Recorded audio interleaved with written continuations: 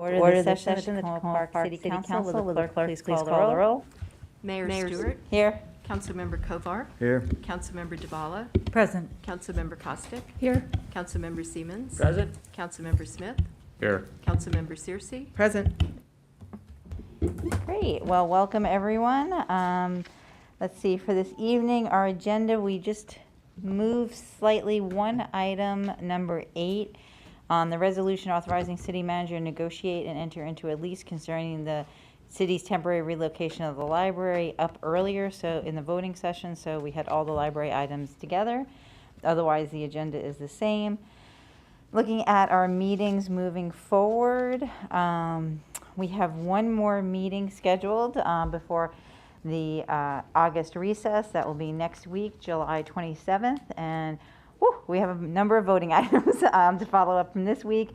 We have a resolution first expressing appreciation to Jessica Clark for her service as our Tacoma Park Deputy City Manager. Next week will be Ms. Clark's last meeting. Then we have a second reading ordinance amending the election ordinance. Second reading of our stormwater budget amendment, number 1. Second reading ordinance of our FY23 budget amendment, number 1. Single reading ordinance approving a contract for ARPA Direct Cash Fund Assistance Program. Single reading ordinance approving a contract for a tree canopy pilot program. Single reading ordinance executing a contract for services with Montgomery County for rental inspections. Single reading ordinance awarding a contract for a human resources information system.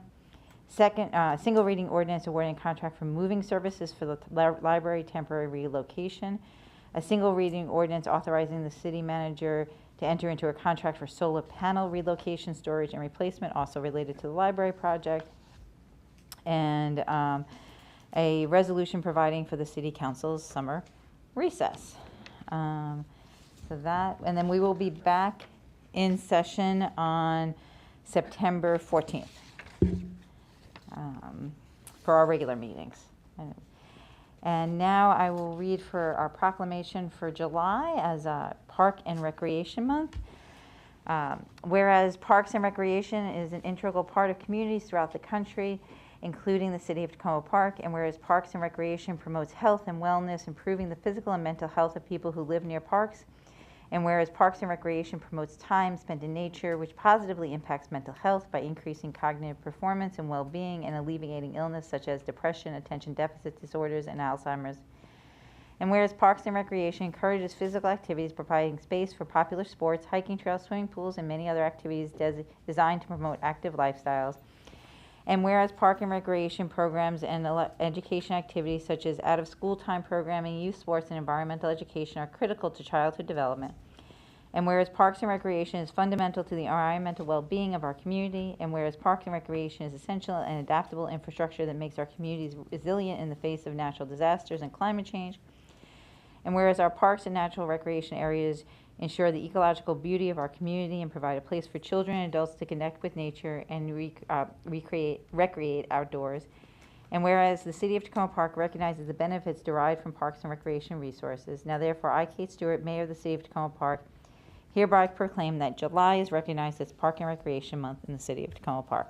So, thank you very much. And let's see, now we will move on to public comments. First, we will start with public comments here in the auditorium. If you have a public comment, please come up to the podium, state your name and where you live, and you'll have 3 minutes for public comments.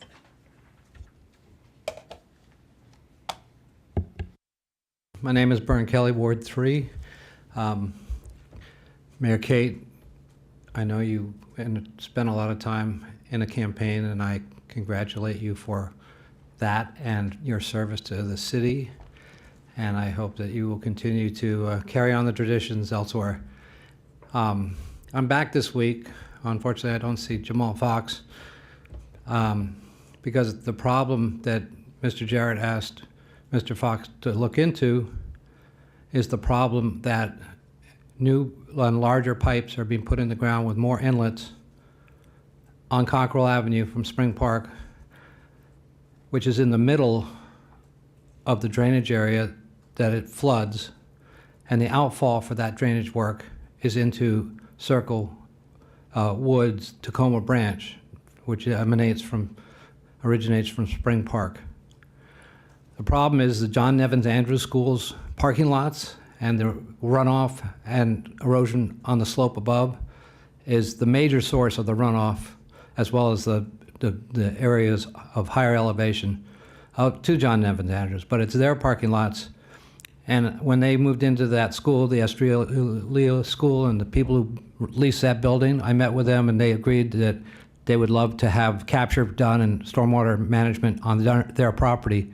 But instead, without any public information, and without, as far as I know, and Daryl Braithwaite can verify this, without any engineer peer review, professional peer review, outside engineering, our city engineer or whoever designed the engineering is back in the 80s. This is not how engineering is done now. We do it at point source runoff and capture, as we're doing in our city streets, as you all know.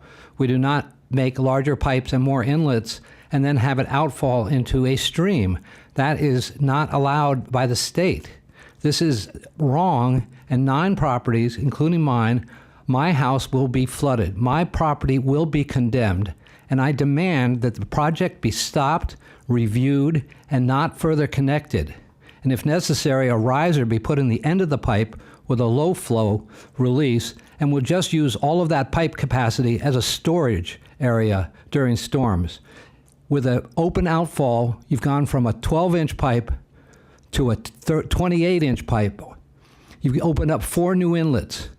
And the city construction manager says, oh, there's going to be no change. It's ludicrous. You're going to get more water to enter into pipes and be accelerated and come out into the stream, further damaging the stream restoration that was done and threatening my house, Terry Lewis and Lynn Ostraw's property, my property. And if you want to take it and make my open lot into a stormwater management pond, pay me for it. But I want to see a review of the engineering, and I want this to be public knowledge. I'm doing my FOIA right here. I demand to know that that engineering is proper and will work, because I don't see that happening. Thank you, Mr. Kelly. And as you know, there is a form that you fill out that if you would like a FOIA request that you fill out with the I'm city. asking my representatives, Casey, Jarrett, whoever Mr. Kelly, cares enough to Mr. look Kelly, into it. We will look okay? into it. Mr. Kelly, we will look into it, but as you know, there are procedures, state procedures. This is we my need- procedure. I've got representatives who represent me. Mr. Kelly, please. That's how I'm doing it. All right. Just do the homework. Don't ask me to do more work. You made the problem. Why do I have to solve Mr. it? Kelly, please. Why do I have to solve it? Thank you. My name is Kathy Cerace, and I'm from Ward 1. I've lived in Tacoma Park with my family and raised 2 children here for over 40 years. I appreciate the opportunity to speak in strong support of the council approving the contract for the rebuilding of the Tacoma Park Public Library. This library has been in my family's life for 4 decades. First, our 2 children grew up going there all the time for programs, for school, for pleasure. Now, as retirees, my husband and I use the library virtually every week. We're there. And now we have 2 very young grandchildren, and we're looking forward to the day that we can start taking them to the library. Since retiring in 2018, I joined the board of the Friends of the Tacoma Park Library, and I've learned a lot about the problems the library faces and its structural and other areas. Since the library opened, people often talk about how old it is, but it opened in 1955 in its current location and its current building. That makes it 67 years old. Like many buildings of that age, without significant renovation and investment, they cannot continue. And our library is nearing the end of its useful life. It will not exist for very long if we don't make this investment in it. Right now, there are serious problems with the HVAC system, with the roof. People with it's not compliant with the Americans with Disabilities Act. And if we don't approve this new building, the option of making smaller fixes and piecemeal Band-Aid approaches to it is going to result in something that's inferior and will cost almost as much money.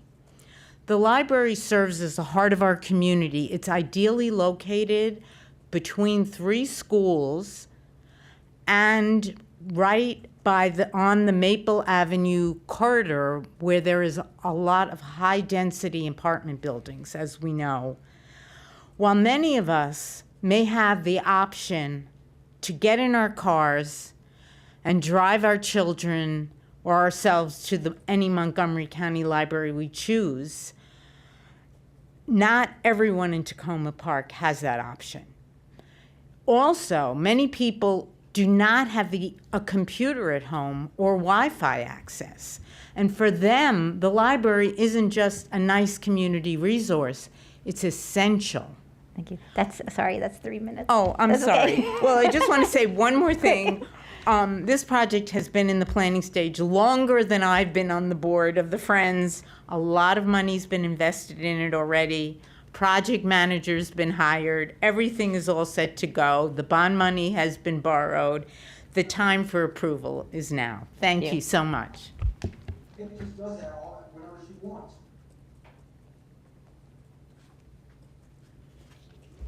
Hi, good evening. My name's Lynn Hughes. I'm a resident of Ward 1, and I've just recently joined the board of the Friends of the Tacoma Park Library, and I am here to speak in favor of the ordinances for the renovation of the library. It hasn't been just weeks or months that we've been debating the renovation, but honestly years, nearly a decade. We've heard all the reasons why we shouldn't do it. People don't like the architect, they don't want to spend the money, the library should move, we should be absorbed into the county. There are always reasons not to do this. I would like to talk about why we should and what the library means for our city.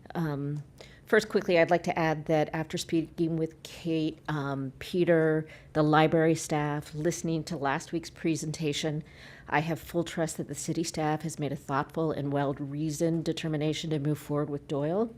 The contract will allow for additional funds to cover the library's temporary location and expanded programming into the New Hampshire corridor, which is a happy bonus. And I believe the passing of the bond in 2018 shows that city residents are in support of the library renovation. I also just want to mention that I've watched firsthand, not just the Silver Spring Library renovation, but my husband, who is a librarian at Falls Church, they just completed a multi-year renovation of their facility. And I can see, having watched over his shoulder as they went through it, that our community is doing all the right things to get this done. I moved to Tacoma Park in 1987. I've raised 3 children here. They received, all of them, their first library cards in Tacoma Park. They all went through the school system in the walking distance area, and the library was an integral part of their education, starting with trips in the elementary school to learn how to pick out books, to their first research projects at Piney Branch, to stretching their wings and tasting the first set of freedom when they came to the library after school to do homework. They joined the community which relies on our library. That includes the recent refugee neighbor who has no internet and wants to reach out to friends and family at home, the mother or caregiver who wants to expand their child's experience through story time or book club or summer reading, the high school student without a computer at home that needs to submit homework online, or the resident seeking a job who needs access to job applications. Our library serves a wide swath of the community, and our residents are remarkably diverse.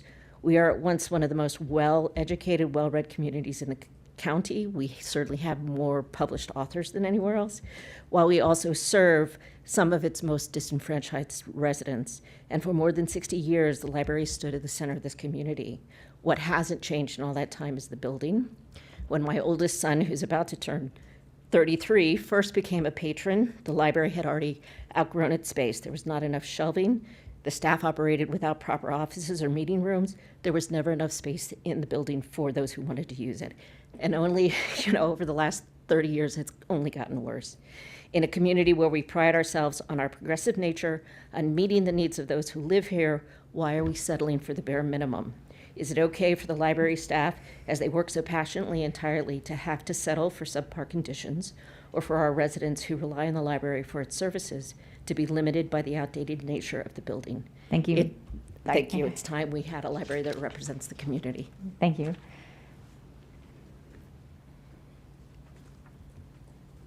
Great. Any other public comments this evening in the auditorium? All right, turning now, I believe we have two public commenters online, Mr. Eubner and what? Okay, great.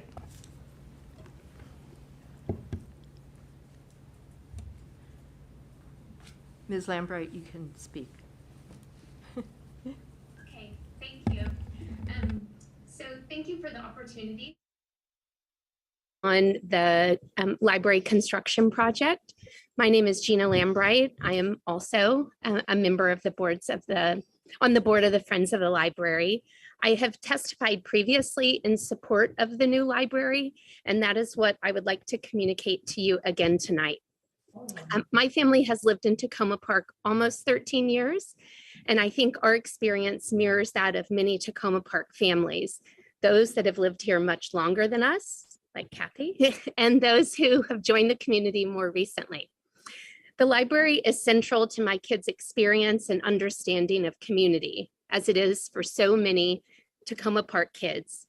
It's where they went after school, where they went to get as many books as they could carry during the summers they participated in Summer Quest. It's where they got to meet and ask questions of so many of their favorite authors. It's where they went to see and participate in so many great programs, Comic Jam, the Caldecott Awards event. The library's support, along with the Friends of the Library, for the Piney Branch Elementary School's English Language Development Book Club, formerly the ESOL Book Club, provides a great example of the educational and social benefits our library provides to this community. Oh, there it is, finally. The book club brings together Piney Branch students who are developing their English reading skills and often recent immigrants. It brings them together with their parents to read and discuss a book. It's a great way for the students and the parents to come together. Dave does an amazing job of picking books with themes that connect to the experiences of the students and their families. Last month, the participants sat in the library's children's room, enjoying pizza and lemonade very carefully, and related their experiences of moving to Takoma Park with those of the main character of the book we read, who had also moved to a new place and had to navigate new spaces and new friends. The library construction project and rebuild will expand community access to all that the library has to offer: programs, public events, information, access to technology such as Wi-Fi and computers. The rebuild will also expand and improve the library's physical space, providing more space for children, young adults, and older adults, and creating meeting rooms for groups like the Piney Branch Book Club that bring together members of our community. I strongly support the construction project and encourage you to vote yes on all the ordinances. Thank you. Thank you very much. And I think our final public commenter is Mr. Eubner, correct? Do you have me? Go Am I ahead, Mr. Eubner. Do you have me, Kate? Yes, we have you. We All can right, hear you. great. Good evening, Paul Hubner, Ward 3. I'm here again tonight to talk about our public alley on Boyd Avenue and ask for help from our council member, the mayor, and anyone else on the council who supports the right of residents for transparent, responsive, and accountable city government. I sent to each of you council members a copy of my public comments from last week and a copy of our neighborhood petition signed by 16 residents. It appears we have been given multiple different scenarios for repair, and we are in a no man's land where there's no defined process for appeal or a fix to a non-compliant installation, which continues to get worse. Our vehicles are being damaged, and we are left to the mercy of bureaucratic misdirection. We have still not received the list of scheduled road projects, nor seen a defined process or way to get our rightful place in line and have the city fix the problem they created. We ask again for your help with our public alley. Thank you very much. Good evening. Thank you, Mr. Hubner. That concludes the public comments. Does council have any comments this evening? Councilmember Smith? First, I want to thank everyone who came out today to give comments. Really appreciate hearing from residents.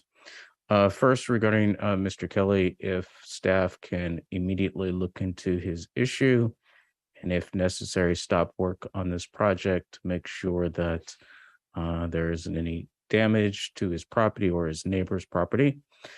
And regarding Mr. Hubner, I do appreciate you coming out and once again alerting the council to this problem. I would ask staff to immediately look at finding the money to remediate this problem regarding the alley and have a further conversation to develop a plan so that if there are future issues like this, that residents have a mechanism that they can contact city staff and have these issues fixed as soon as possible.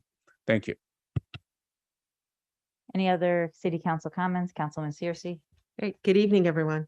I want to thank all of the commenters that have come out tonight, especially the Friends of the Library. We really appreciate you all's advocacy and support of the library. It's really helpful to have you all come out to really just speak for the community that's in support of this project. So thank you.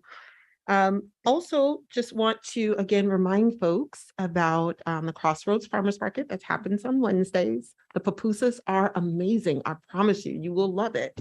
And also want to give a quick shout out to our public works staff.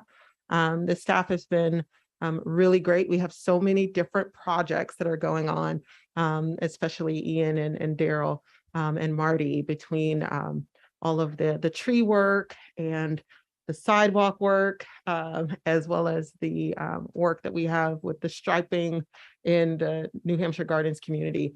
I really appreciate all of the hard work that you all have been doing and engagement I've had with you all over the course of the week. So thank you all for that. Thanks. Thank you, Councilman Searcy. Councilman DeBala? Yes, thank you.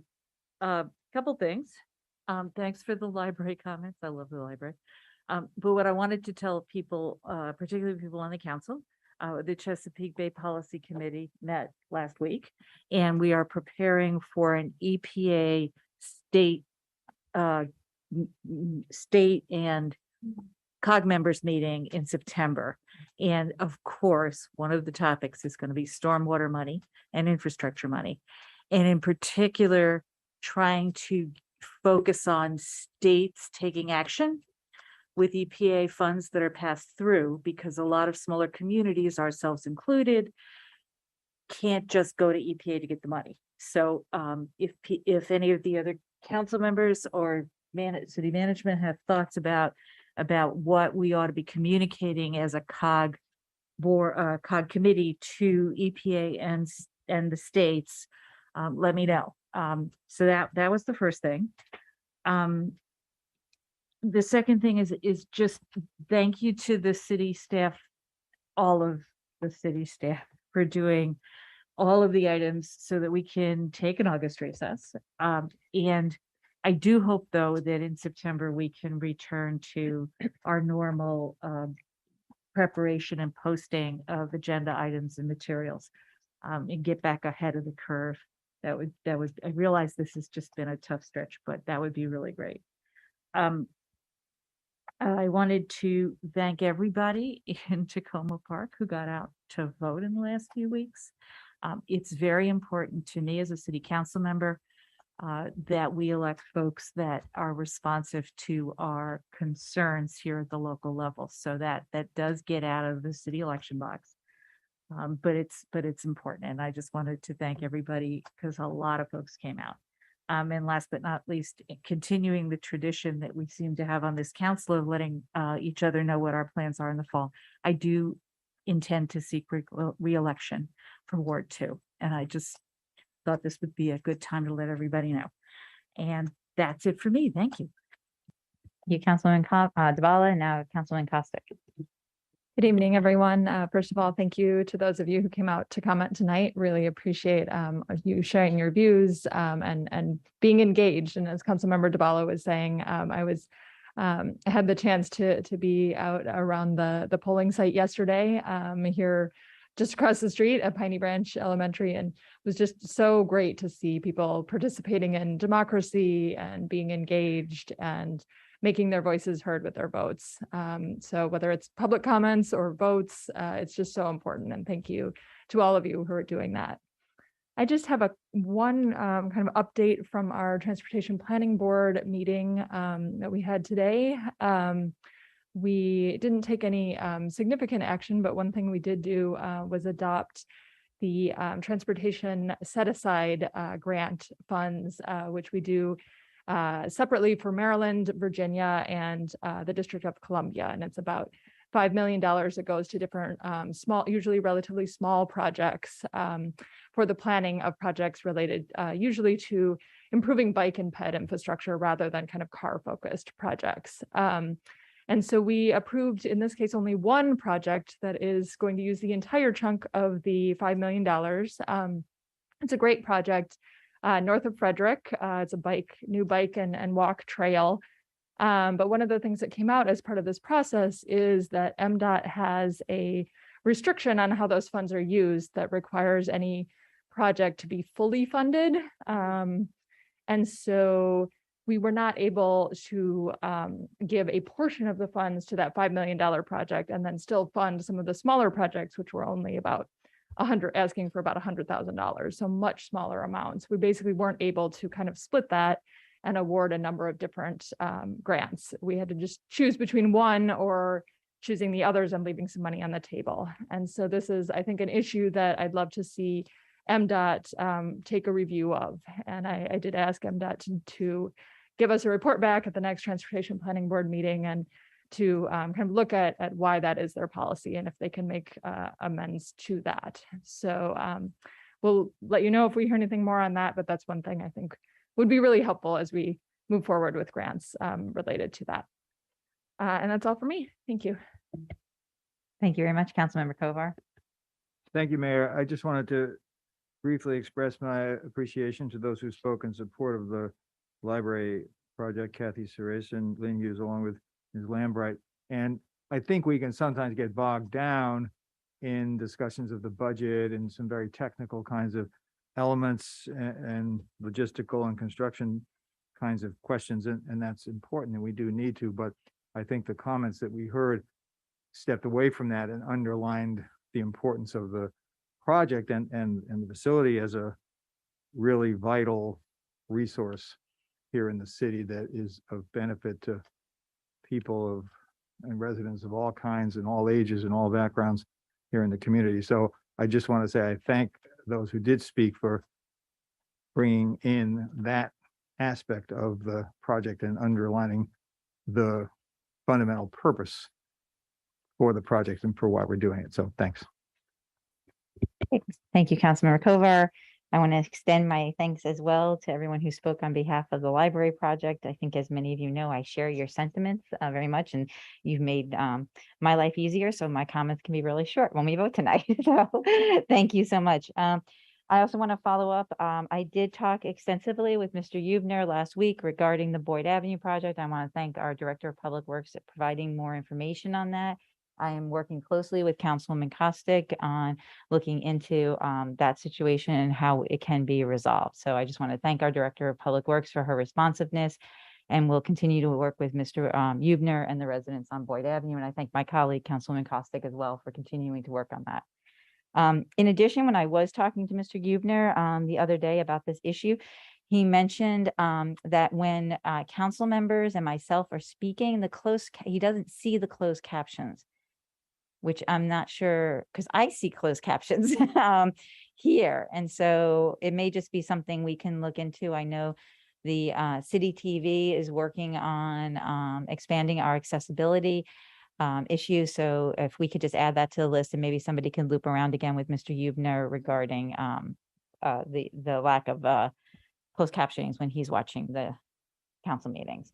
And that is it for me this evening, and I will turn it over to our acting city manager, Jessica Clark. Thank you, Mayor Stewart. And my first comment is that City Manager Fox is on vacation this week. Since he started with the city, he has not had much opportunity to take a vacation. So we're happy that he's taking advantage of that for himself and his family this week. And I am stepping in on his behalf, and I am joined by our soon-to-be acting Deputy City Manager, Roz Grigsby, who will be on the dais in the weeks to come. Comments related to upcoming departmental events, and then I wanted to quickly loop back on a couple constituent requests. So my first announcement is that we are hiring. The city of Tacoma Park is a wonderful place to live and work, and we have several job opportunities that are currently open, including construction manager with our Public Works Department, as well as special projects coordinator with our HCD department.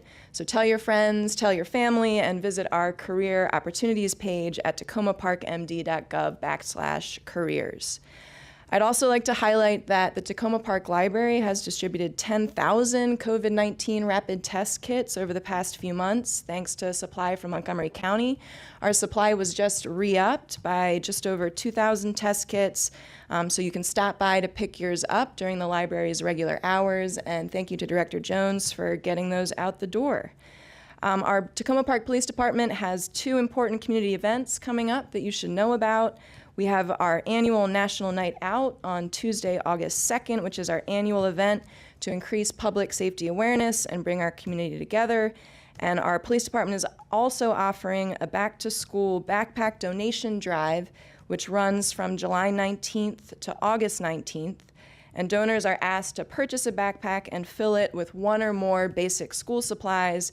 And you can drop that off in the police department lobby, or just bring school supplies and drop that off in the box in the lobby. I'd also like to highlight this week that our Public Works Department has partnered with Call to Recycle, and we are now providing battery recycling, so you can bring used batteries to be recycled at the Public Works Department located at 31 Oswego Avenue. Acceptable batteries include AAA, AA, C and D, etc. And you can again see our city website for more in-depth information about what can and cannot be recycled.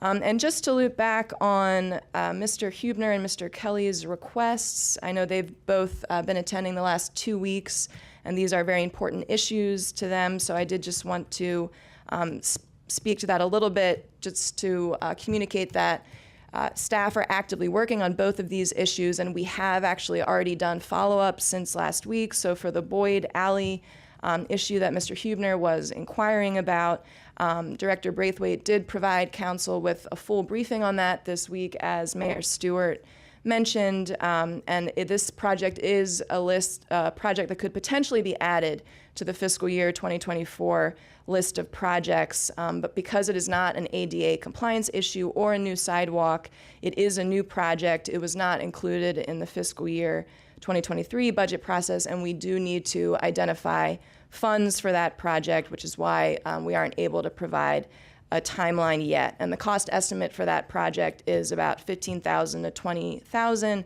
and includes curb work replacement, et cetera. But our Public Works team is actively following up on that with Mayor Stewart and with Councilmember Kostick. And then in terms of Mr. Kelly's query on Cockerel, we know that it is, a serious thing to feel that your property might be damaged due to a city project. And so our Public Works Director will provide a written response. We did not get to that this week, but we certainly will provide a full response in writing. But I did just want to mention that project was designed by the city engineer with assistance from the city's contractual engineer, with evaluations of flow rates, et cetera. And the project is intended to greatly enhance drainage in the area by adding capacity to that system to actually protect households around that project. And this project was included in the annual budget process. And also, we conducted public outreach with flyers. We have more information about this project on the city's stormwater management projects page, and our director and deputy director of Public Works are always available to discuss further if needed. And those are my comments for this evening.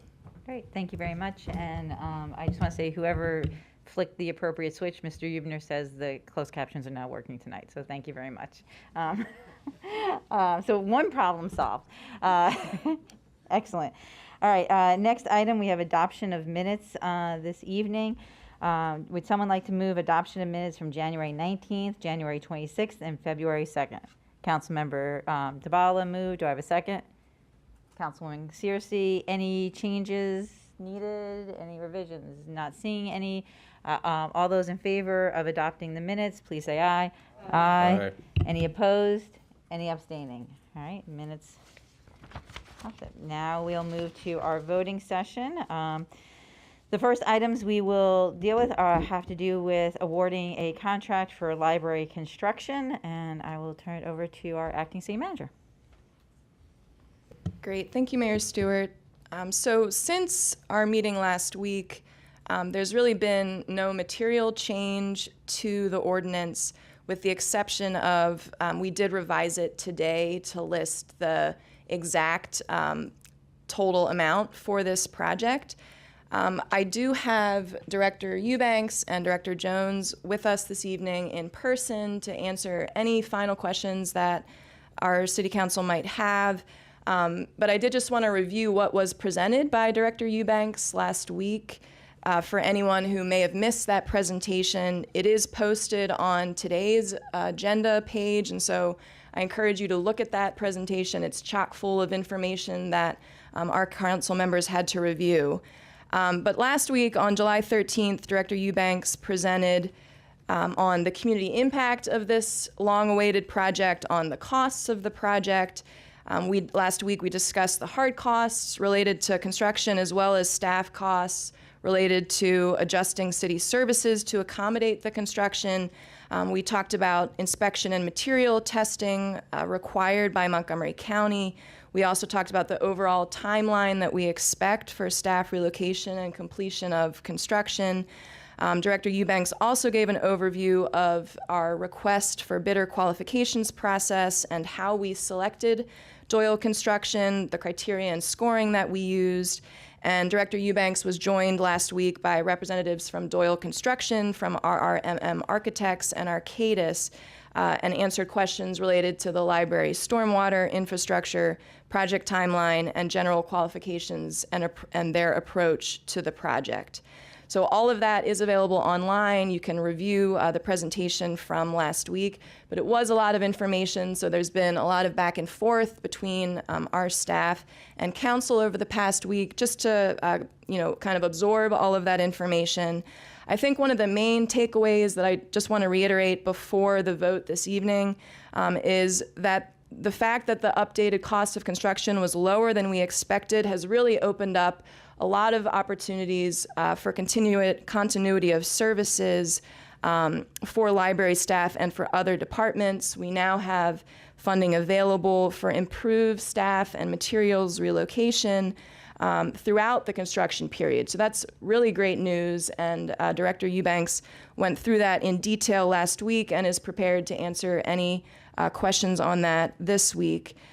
Several members of council had specific questions related to what investments the city can now make because we have this additional money available, and we did provide a full briefing, a 3-page memo to council about that. Of course, it's still somewhat fluid. Some of these decisions will be made in the coming weeks, which is why we have multiple library resolutions for vote this evening, and there'll be more next week. But again, both Director Eubanks and Director Jones are here if there are any additional questions. And I encourage everyone to review all the information provided last week, which is available on the council agenda page. Great. Thank you very much. And Councilwoman DeBala, do you have a question before I ask for the motion to be moved, or the ordinance to be moved? I just wanted to thank the city staff for responding to a comment that I and several other people had made about the language of the resolution. So thank you. Great. Thank you so much. Will someone like to move the single reading ordinance awarding a contract for library construction? Councilmember Kovar, do I have a second? Councilwoman DeBala. Any other comments or questions on this? Councilmember Smith? I just want to say that, I appreciate all the hard work that staff has done on this. I will not be voting for it. I think this is way too much money for the city of Tacoma Park to embark on, especially when we have so many people in this community that are in need. And I think that there are many other areas where we could spend this money. And, Mr. Huebner came to us with a project that's $15,000. We can't find that, but we can find millions of dollars for a building. Thank you. My apologies, Councilmember Kovar, I didn't see your light on. Did you want to speak, or were you? I would, Yeah, but I okay. didn't feel like I was skipped over. Oh, okay. You're next, Oh, yeah. Okay, thank you. Thank you for that. I did have a couple of questions and a couple of comments, and I was, first of all, I had mentioned last week when we talked about this, the importance of having some type of agreement involving residents, the contractor or the contractors, and the city around the construction process when it starts. And I know we're not there yet, but I think it's important to at least agree in concept with the idea that we would do that. And I had cited the agreement along those lines that had been worked out relating to the construction taking place on the Montgomery College campus in North Tacoma. So I shared that with staff. I doubt they've had a chance to look at it because I don't think that would rise to the top with everything else going on around here. But I would just like to ask if we can have a commitment that we'll have an opportunity to look that over and try to come up with something along those lines. Sure. Thank you, Councilmember Kovar. We did receive the protocols that you shared with us, and I know that our communications director, Ms. Wright, is actively reviewing that as she develops her plan. And they did do a fantastic job in terms of outreach around that construction project, and we can certainly try to mimic some of their strategies. Okay, thank you for that. And then secondly, and I had a question, and maybe Mr. Eubanks could answer this, and I'm sorry if he's way in the back there, but one of the things that had come up was we have a 5% contingency on the construction component, which works out to a little bit under $500,000. And given that there's these additional funds, and we talked a lot last week and subsequently about the different ways that'll be used, some of that may end up getting a little bit lower than we're anticipating. We don't know for sure. If that happens, would that mean that the contingency, the construction contingency could potentially be a little bit higher? I'm not asking you to say that it will be, but if something else we're talking about, these additional points end up costing less, is that what the effect could be or would be? It could be. It could also be that some of the other items that are in the budget could change, Right. Meaning they could go up. Right. So some of that savings might be allocated to a different line item. Mhm. But and generally, council is allocated to 13.8. And so unless council decides that money should be prioritized differently, then the 13.8 would be eligible for any project use. Okay, okay. And then lastly, and thank you, and this is not a question for you, I just want to clarify one point that I made myself when I was speaking last week that was just kind of a bit of a dumb inaccuracy. So I was talking about the extent to which the proposed building comes all the way out to the street. And it doesn't come all the way out to the street, it only comes a little ways out to the street. But I think I was in maybe a federal frame of mind, and I kept saying Pennsylvania Avenue instead of Philadelphia Avenue.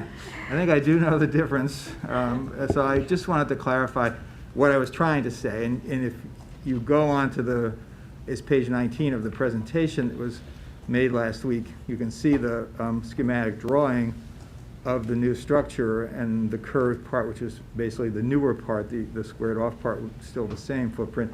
And it's that area, you can see where it stops and where Philadelphia Avenue is located. And so I apologize for the inaccuracy, but it enables me to just reiterate that point because it has come up a lot on some of the listservs.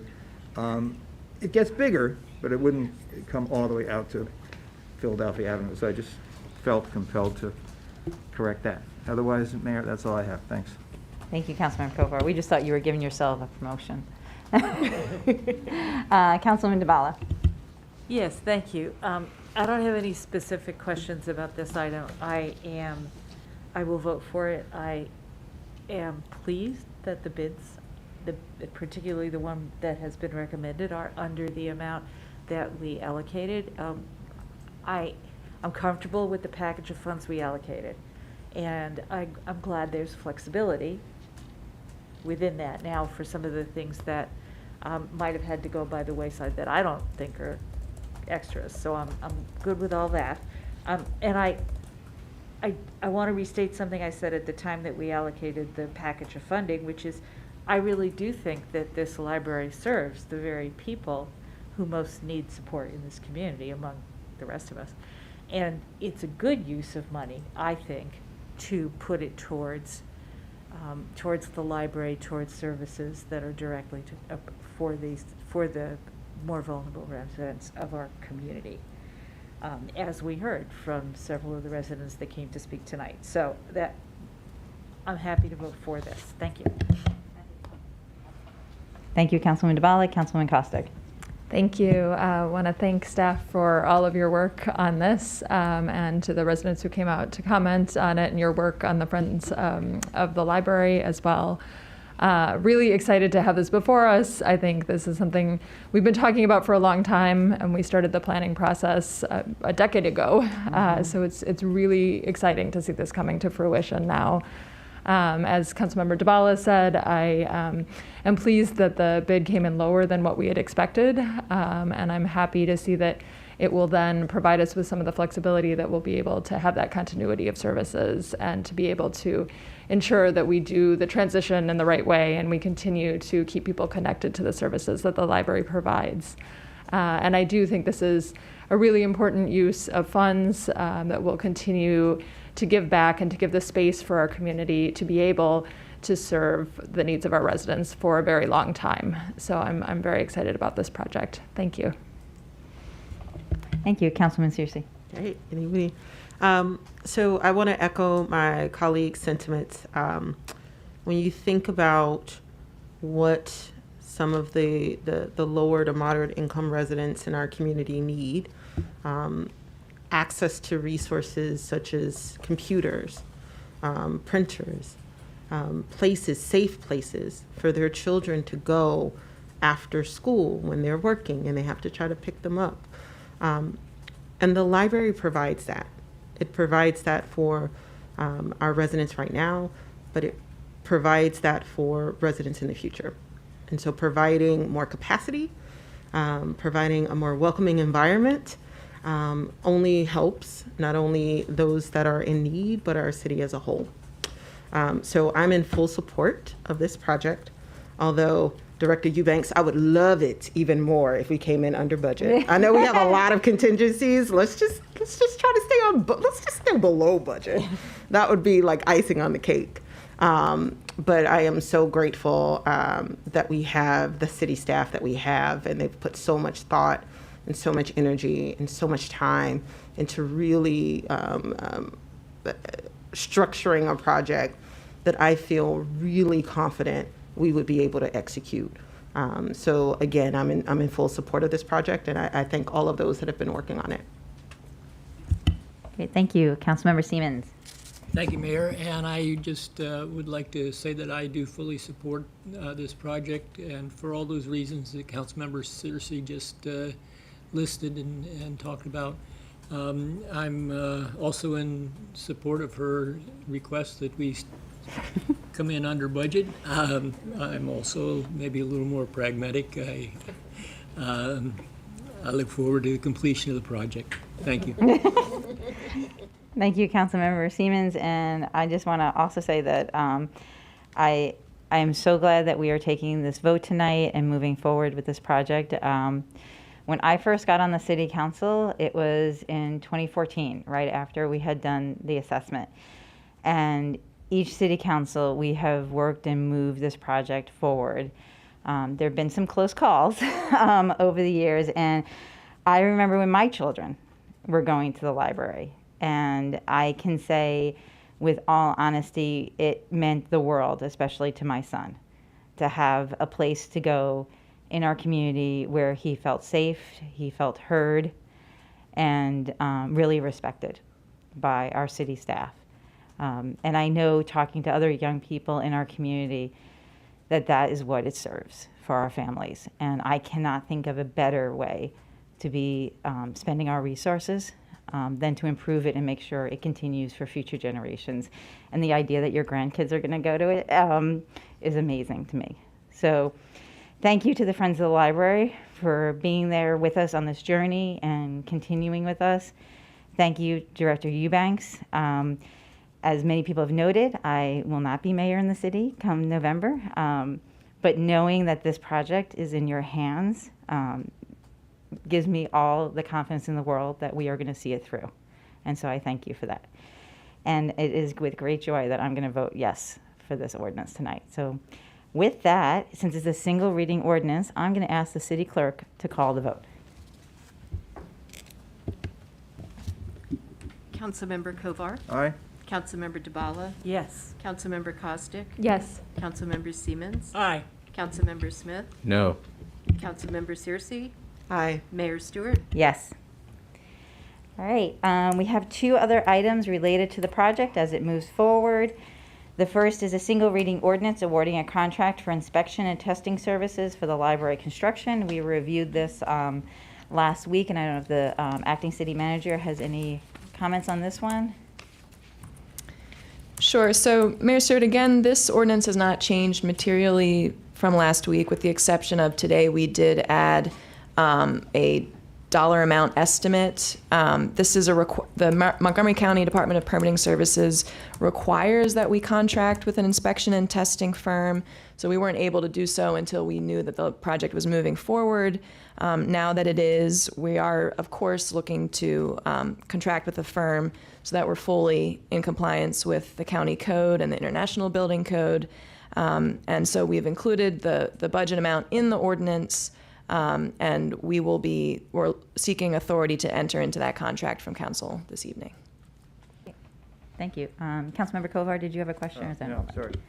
All right. Not seeing any council lights at this time. I'll ask if someone would like to move the single reading ordinance.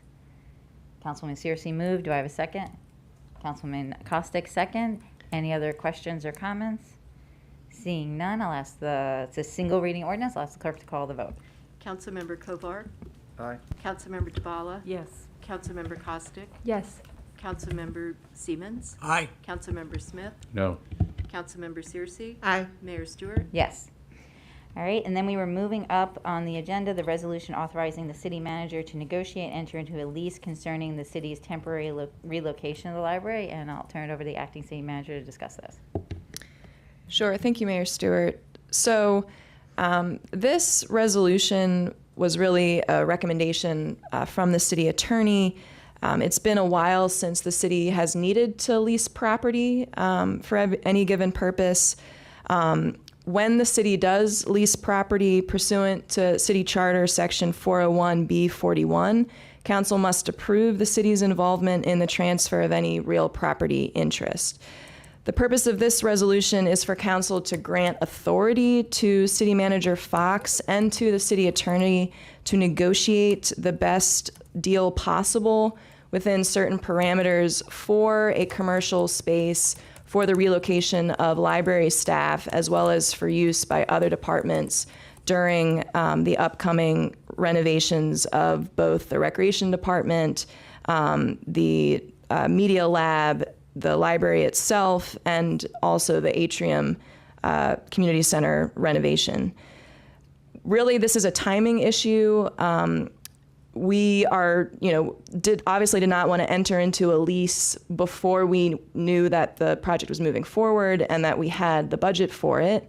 Now that we do, Director Jones has put a lot of time in, really over the past 6 months, in researching various commercial sites throughout the city so that we would be ready to act very quickly on finding a cost-effective location that would double both as a storage location for our book collection, but that could also allow residents to browse our collection during the demolition and construction period of the library. So we are very close to selecting a location, but we are still in negotiations for that location. So you'll see when you read this ordinance, We are not listing as many specifics as we normally would because this will be finalized probably in early August.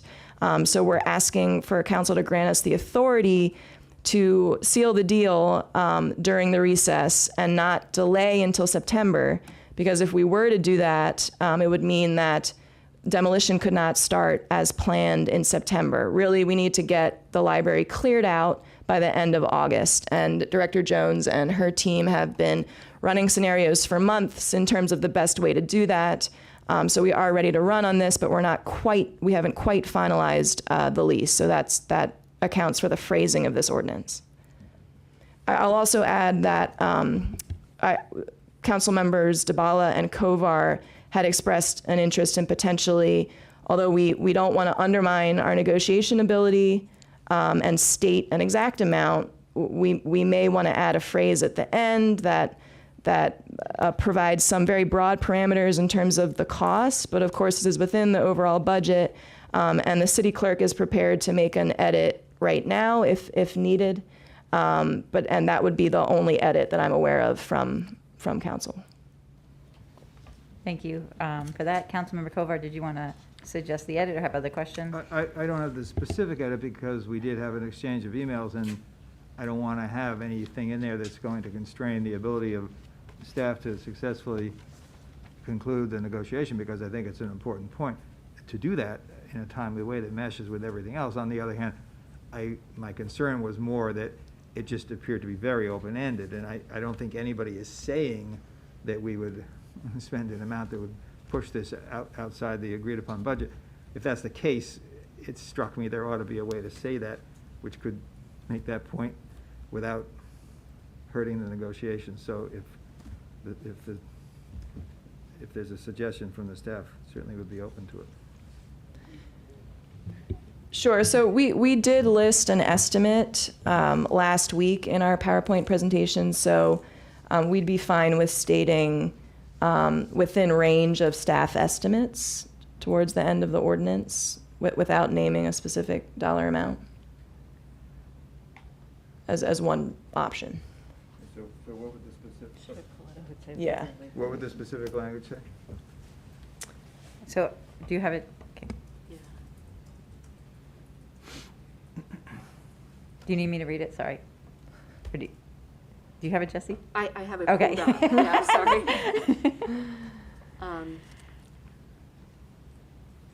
200. So I would add after the now therefore, I would just add a section 1.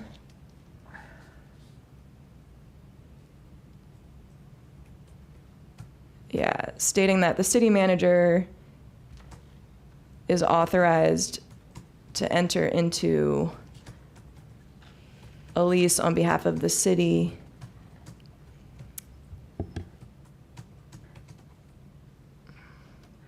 that is within range of stated staff cost estimates. Cost and time estimates?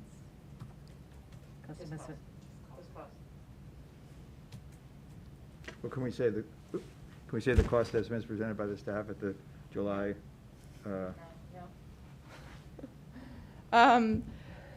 Sure, in July 2022. Did you have a concern with that? I think we should just. I mean, I don't want to. We're going into negotiations, so I think leaving it as has been recommended by our city attorney.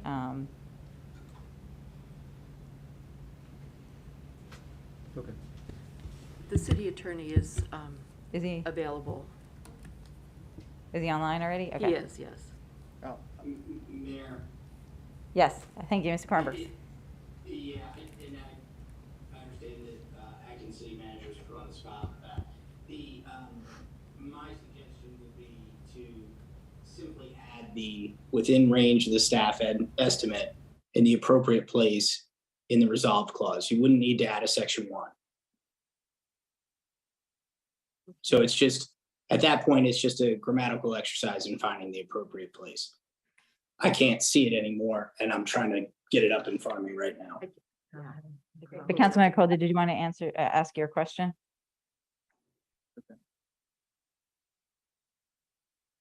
Okay, I'll accept that. all right. Councilman DeBala, do you have, is it? Well, my questions may be things that, do you want to move it first and then? Sure. All right, would someone like to move the resolution? As amended. Councilmember Siemens, do I have a second? Second, sorry. Oh, sorry. Councilmember Kovar, second. All right. Councilwoman DeBala? So just to be clear, so because we will be on recess, we can't approve the actual lease when it comes through. And so this is in essence, delegating to the city manager the approval for the lease. I just want to. That's correct. We will not be calling a special session of the council in August to approve the actual lease. It will be done because we'll be moving to the next phase, which is of course. The We whole will point. be moving things into Yes. this space, hopefully by mid-August. Yeah. Soon. Okay, that's great. In September, can we please get a little more detail on how, not so much how the move is gonna go, but how the access to New Hampshire facility will work? And whether there will be some way for folks who live on Maple Avenue to somehow access that do books go back and forth? Do bodies go back and forth? We don't need to do that now, but can we put a place mark in that for September? Because I think there are a lot of residents in both areas that are going to want to know how the new system is going to work. Absolutely, Councilmember DeBala. We look forward to that. In fact, we were discussing that as a project team just this morning in terms of having a launch event, et cetera. But we will loop back on that in September and have all the really answers. Excited that this opens up a whole new neighborhood. But I also don't want the old neighborhood to be completely left out. So well, in September. And then my third and final question has to do with the potential length of the lease. I understand that's part of the negotiations. And I just want to make sure I understand it. So it may not necessarily be two projects back to back. It may be two projects running together, in which case we don't need 3 years. And that's all part of the moving target here. Sure. So we're looking to cover at a minimum the 18-month construction project. Yeah, As maybe as long as 3 years. correct. Okay. Yeah, we see multiple uses for this space, not just for the library project, but at a minimum for the library project. With well, never mind. The costs for the two different projects, but never mind. We'll deal with that when and if it happens. I think this is great that we're going to have library services, extra bonus prize. Thank you. Thank you for working this out. Councilmember Kovar, is your light on? One other question? Yeah. So I just want to make sure, and we don't have to resolve this now, but if it turns out that we do both the library and then subsequently the actions related to the community center atrium component of this, and since both of those things are funded out of ARPA, I assume that there would be a proportionality in terms of where the funds come from. They're allocated to the two projects, so that it doesn't all come out of the library component. Sure, we can discuss, yeah. I mean, We can't know ARPA, that it's today. certainly an ARPA eligible expenditure. No, I don't have a problem with Yeah. that. but I'm just saying in terms of where the funds come from. We can't know that today, but I wouldn't want it all to come from the library piece of it if it ends up that a year's worth of it is atrium related, if there's. Yeah, I mean, I think the more immediate need will be that our recreation staff will not have offices for a significant period of this Totally project. understand. Great. All right. So this has been moved and seconded. This is a resolution, so I will call a vote. All those in favor of the resolution, Sorry, please. Mayor, can I just ask Oh, that sorry, we yeah. see, before we take the vote, I just want to see what the language was. If you could just Oh, read yeah. that. I just want to make sure I know what it is. Thank you. Thank you, Councilwoman Thompson. More multitasking than I'm used to. And I think we're not doing it as a section, but we can add the language where it says hereby authorized to negotiate, enter into a lease for the temporary relocation of the library pursuant to the project. And within whatever the language clause was that the acting Within city. the range of stated staff cost estimates.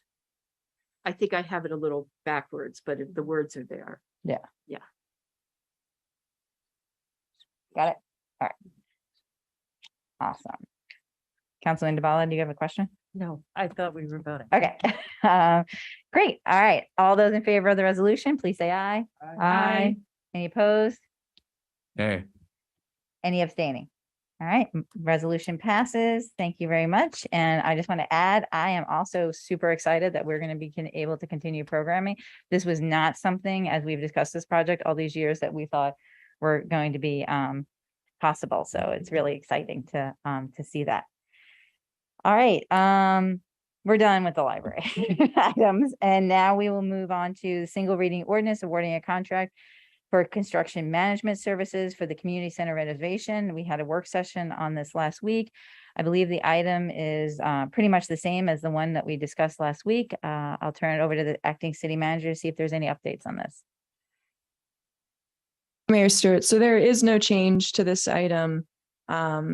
I just emphasize that we are looking to take advantage of using Arcadis for both projects simultaneously, and there are a lot of efficiencies created by that.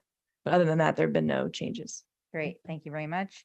All right, with that, I'll ask if someone would like to move the single reading ordinance awarding a contract for construction management services for the community center renovation. Yes. Councilmember Siemens moved it. Do I have a second? Councilwoman Searcy. Any questions or comments? All right, seeing none, this is a single reading ordinance. Will the clerk call the vote? Councilmember Kovar. No. Councilmember DeBala. Yes. Councilmember Costick. Yes. Councilmember Siemens. Aye. Councilmember Smith. No. Councilmember Searcy. Aye. Mayor Stewart. Yes. Next, we have a single reading ordinance awarding a contract for stormwater resiliency study. I know there were some amendments to this proposed by Councilmember Kovar and DeBala. I think these are friendly amendments and don't change the overall ordinance. So I think we can deal with those first if the city clerk has them to pull up.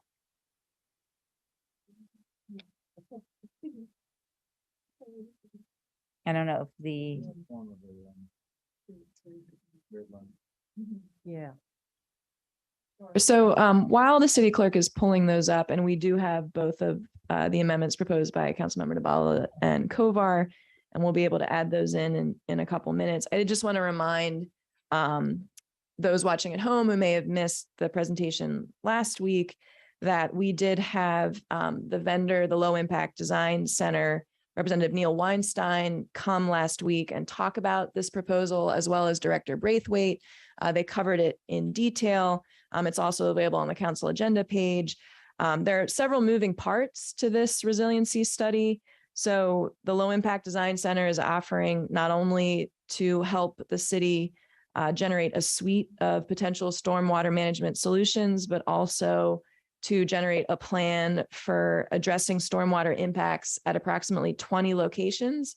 They'll be using GIS information, satellite imagery, and field visits to achieve that. Over the course of generating that plan, there will be 5 community meetings, so 5 different opportunities for community input. This study will also include the provision of suggestions for incentives and or code changes that the city and or the county could use to enhance stormwater requirements in the city and in the region. And a dashboard will also be made available as a result of this study. So there are several moving parts. It's really a multi-pronged approach here, and the full proposal is available on the council agenda website. And Director Braithwaite is also with us this evening in person if there's any final questions. But given that this was a fiscal year 2022 budget item, we are very eager to get started on the study process. I also believe Mr. Weinstein is available virtually if needed too. Yeah, I think both Neil Weinstein and Emily Clifton are on available online. I did want to correct and point out that I made an error in the naming of the organization. It's the Low Impact Development Center, not Design Center. So we'll correct that. That was my mistake. So I just wanted to make sure that was corrected. Great. I don't know, Councilmember Kovar, do you want to walk through the changes you're suggesting?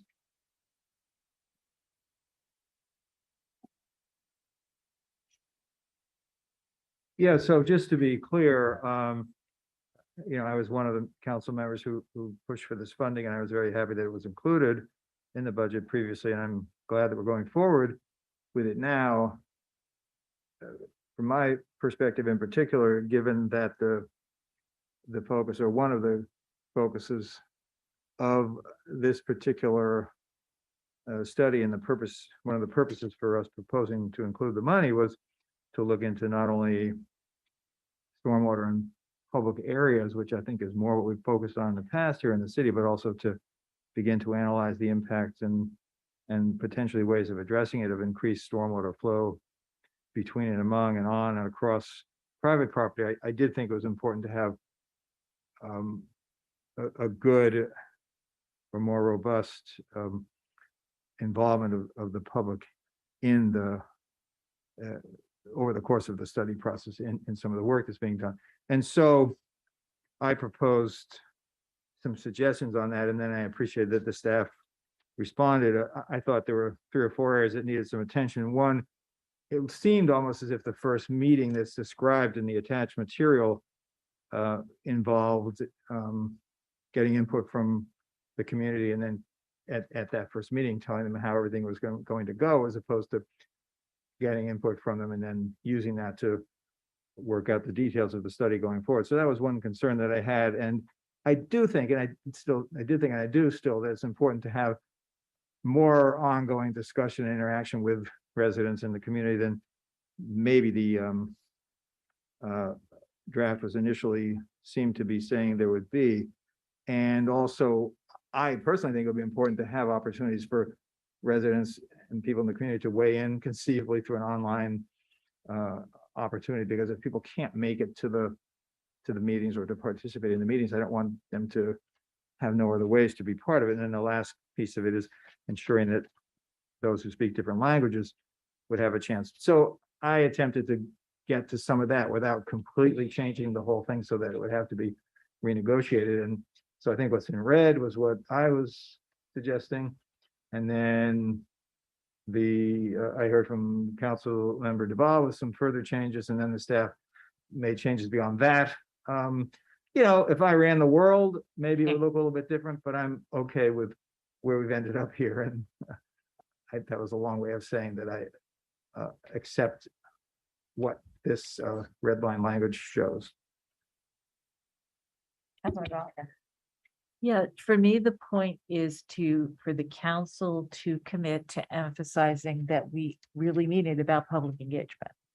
And it's in the study tasks as a step. And I heard the consultant and the director of public works say last week that we can be flexible about how that happens. But the point is to let everybody know that that's a priority for us, and to not slow this down any further, because we really want to get going on this. That's how I feel. So I'm fine with the additional language, and I appreciate all the efforts to get to that tonight. Councilmember Smith. I would like to say I want to thank Councilmember Kovar, Councilmember Duvall for their comments. I think it is critical that we make sure that residents have a way to express their opinions regarding this study. Stormwater is a huge issue for many residents in Tacoma Park. It will continue to be a problem.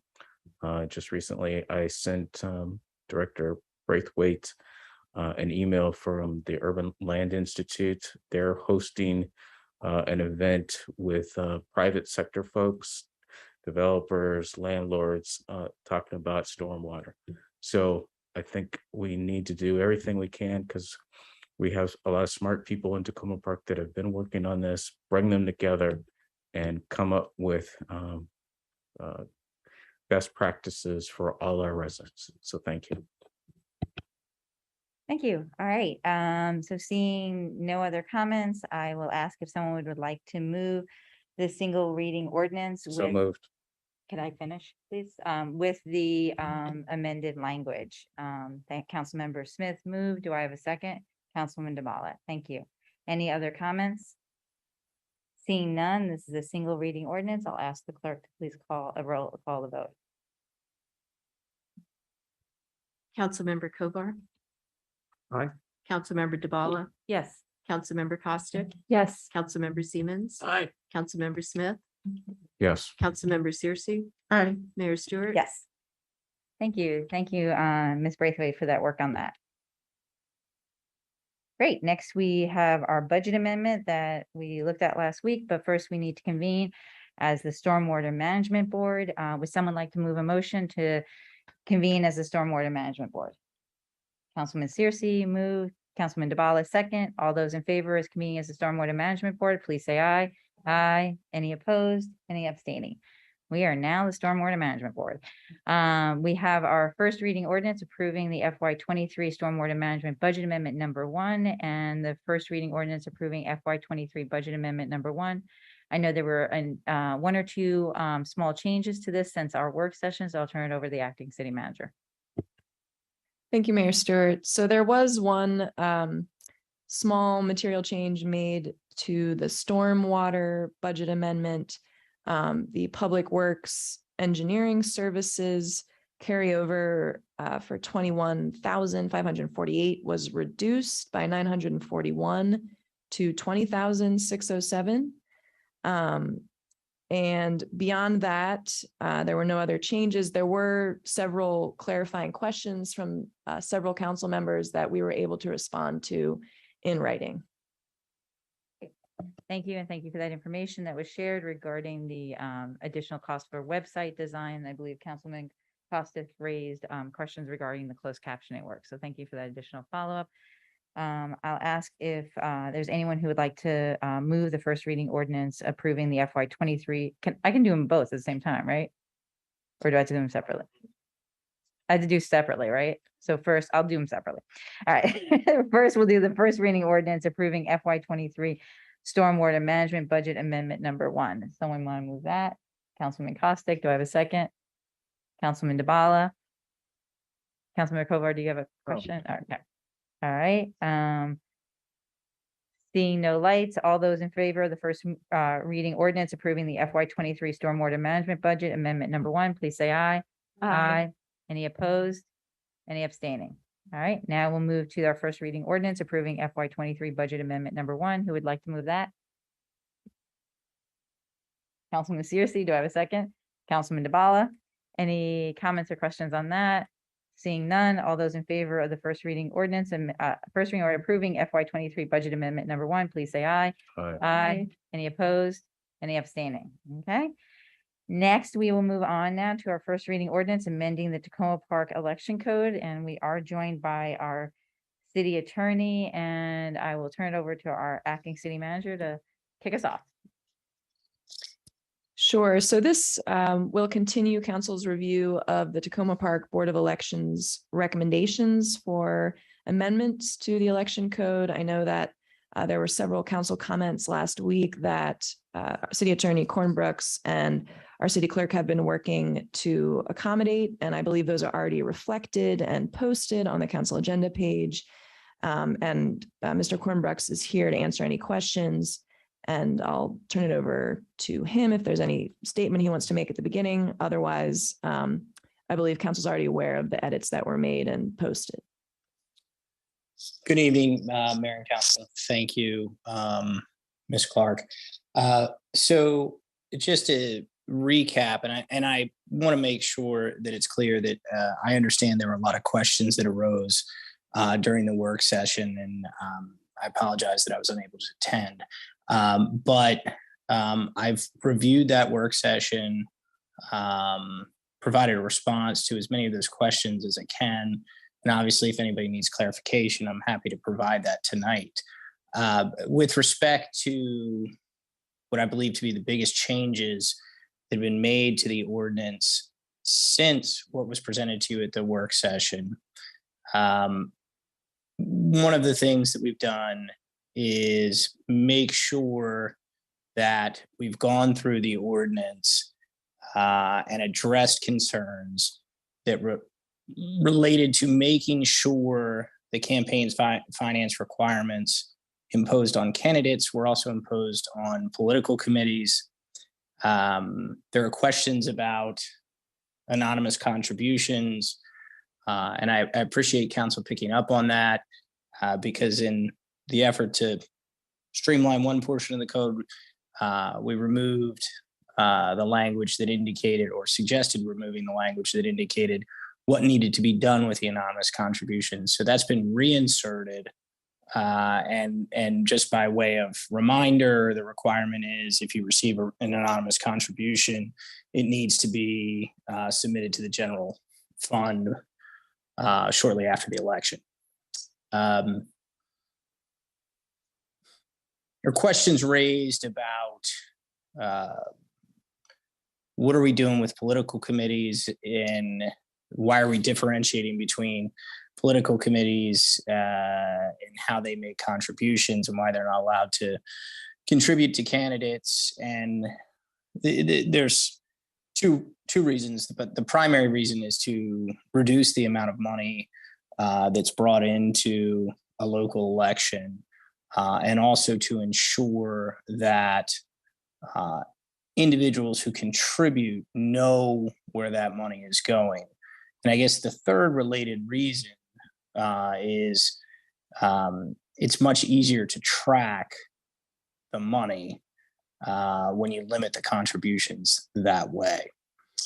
A question was raised regarding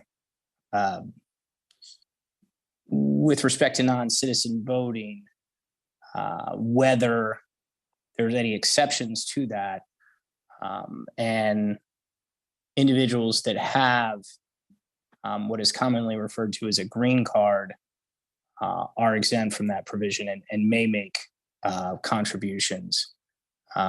So I hope that's clarified. One thing that we still need clarification on, and I reviewed this section of your discussion twice, and I didn't feel comfortable that there was consensus on how you wanted to address the timing of the reports. So again, I recognize that there are practical considerations for candidates, for the Board of Elections, ethics, city clerk. From my perspective, I just need guidance on how you want to draft it in terms of the timing. And then the final major point, and I appreciate the city clerk for raising this. Additional sections have been added to make it clear that you can't use I can't use somebody else's ballot in an election. No person can use any other person's mail-in ballot or absentee ballot in the election. And that's a summary of the major changes. Obviously, if there are any questions, I'm happy to address that and then defer to the mayor and how she would like to proceed through the ordinance. Great, thank you very much. Does anyone have any sort of big picture overarching questions for staff or the city attorney before I ask for this to be moved? And then if people have amendments or other things, we can deal with them as we go through it. Any big picture questions? All right, seeing none then, would someone like to move, where am I? The first reading ordinance amending the Tacoma Park election code. Councilman Costick moved. Do I have a second? Councilman DeBala?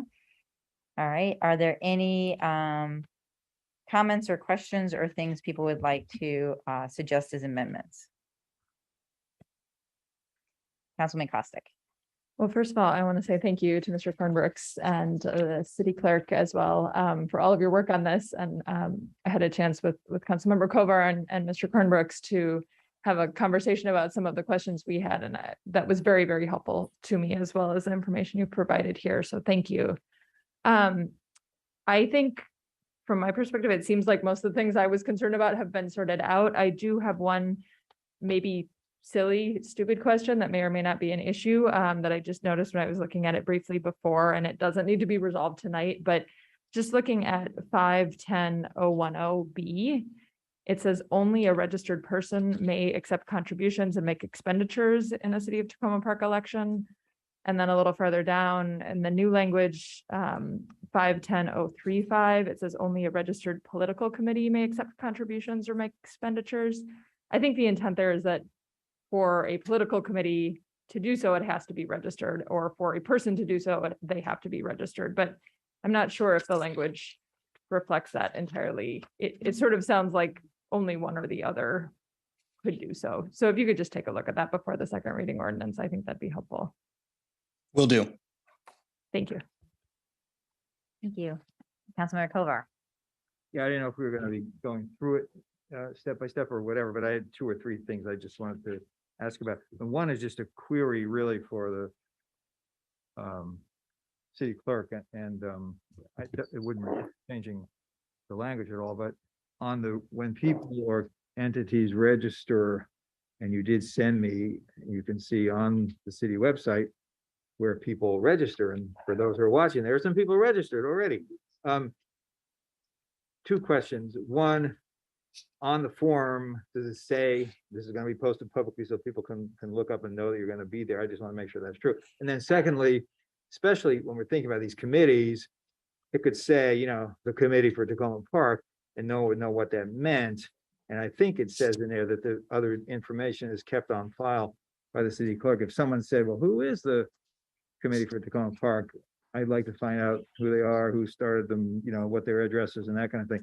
Would one be able to do that without, I mean, there's no need to change the language. I just want to make sure that's doable. Yes, I'll defer to the city attorney, but really what, anything that gets submitted is public information. I didn't want to post, we didn't set up the form to, first of all, we haven't set up the political committee form yet. Right. So that's the next thing to do. But for the candidates, I didn't let them know, I didn't say that we would post the forms, so they No, don't I don't necessarily. think the forms need to be posted, but they're inspectable or findable. Yes, So, yeah, that's all I yes. want to know. Thanks.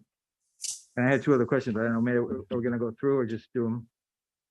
Just go ahead and do. I So- did just go through, I don't So sure. the only other one was, I raised with the city attorney this question, and I'll find the spot about when, and it's a small point, about when people in special elections, there are a few people up here who got here through special elections, so they might have a better idea about it than me.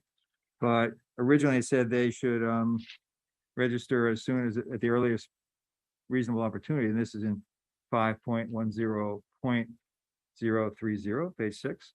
And that just seemed vague, and so, and the city attorney attempted to satisfy my concern, and now it just says that someone has to register once the dates and the times for the special election are established, but that sort of implies they have to do it immediately. So honestly, maybe the older language was better, and I should have just not bothered saying anything about it, but if the city attorney wants to comment, that would